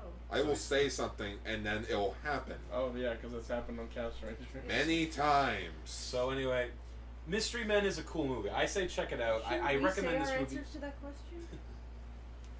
Maybe for another time. It's late. We can do Yeah. that in the Sorry, comments. Check it out when you say sometime. I say it'll make you laugh. It'll warm your heart a Professor little. Frank, he'll make you laugh. He'll make you think. And he's in this movie. He likes to run, and then the thing with the person. And that's all we can really say. Anyways. Alrighty. Thank you all for listening to another episode of Castranger. This was a long one. Mm-hmm. Okay, so as always, you can find us at castranger.podbean.com. Check out our Facebook page, which is facebook.com/rscastranger. Tweet at us at Ixie Studios. Check out our TeePublic website for merchandise. Check out our Discord server where you can listen to the show live Friday nights. And of course, don't forget to check out our Patreon and consider pledging to help us make the show better for you. I'm getting better at this speech. You never know. Maybe one day we'll be able to put the Mystery Men in a certain video game. DLC. They'll be Bangai heroes. Alright, thank you all, and we'll see you all next week. So Good night! long, Thank everybody. you for listening, everyone. This episode of Castranger has been brought to you by the glorious donations of our cast patrons, Oliver Nilsson, Joel Maroney, and Chris Laird. Thanks very much.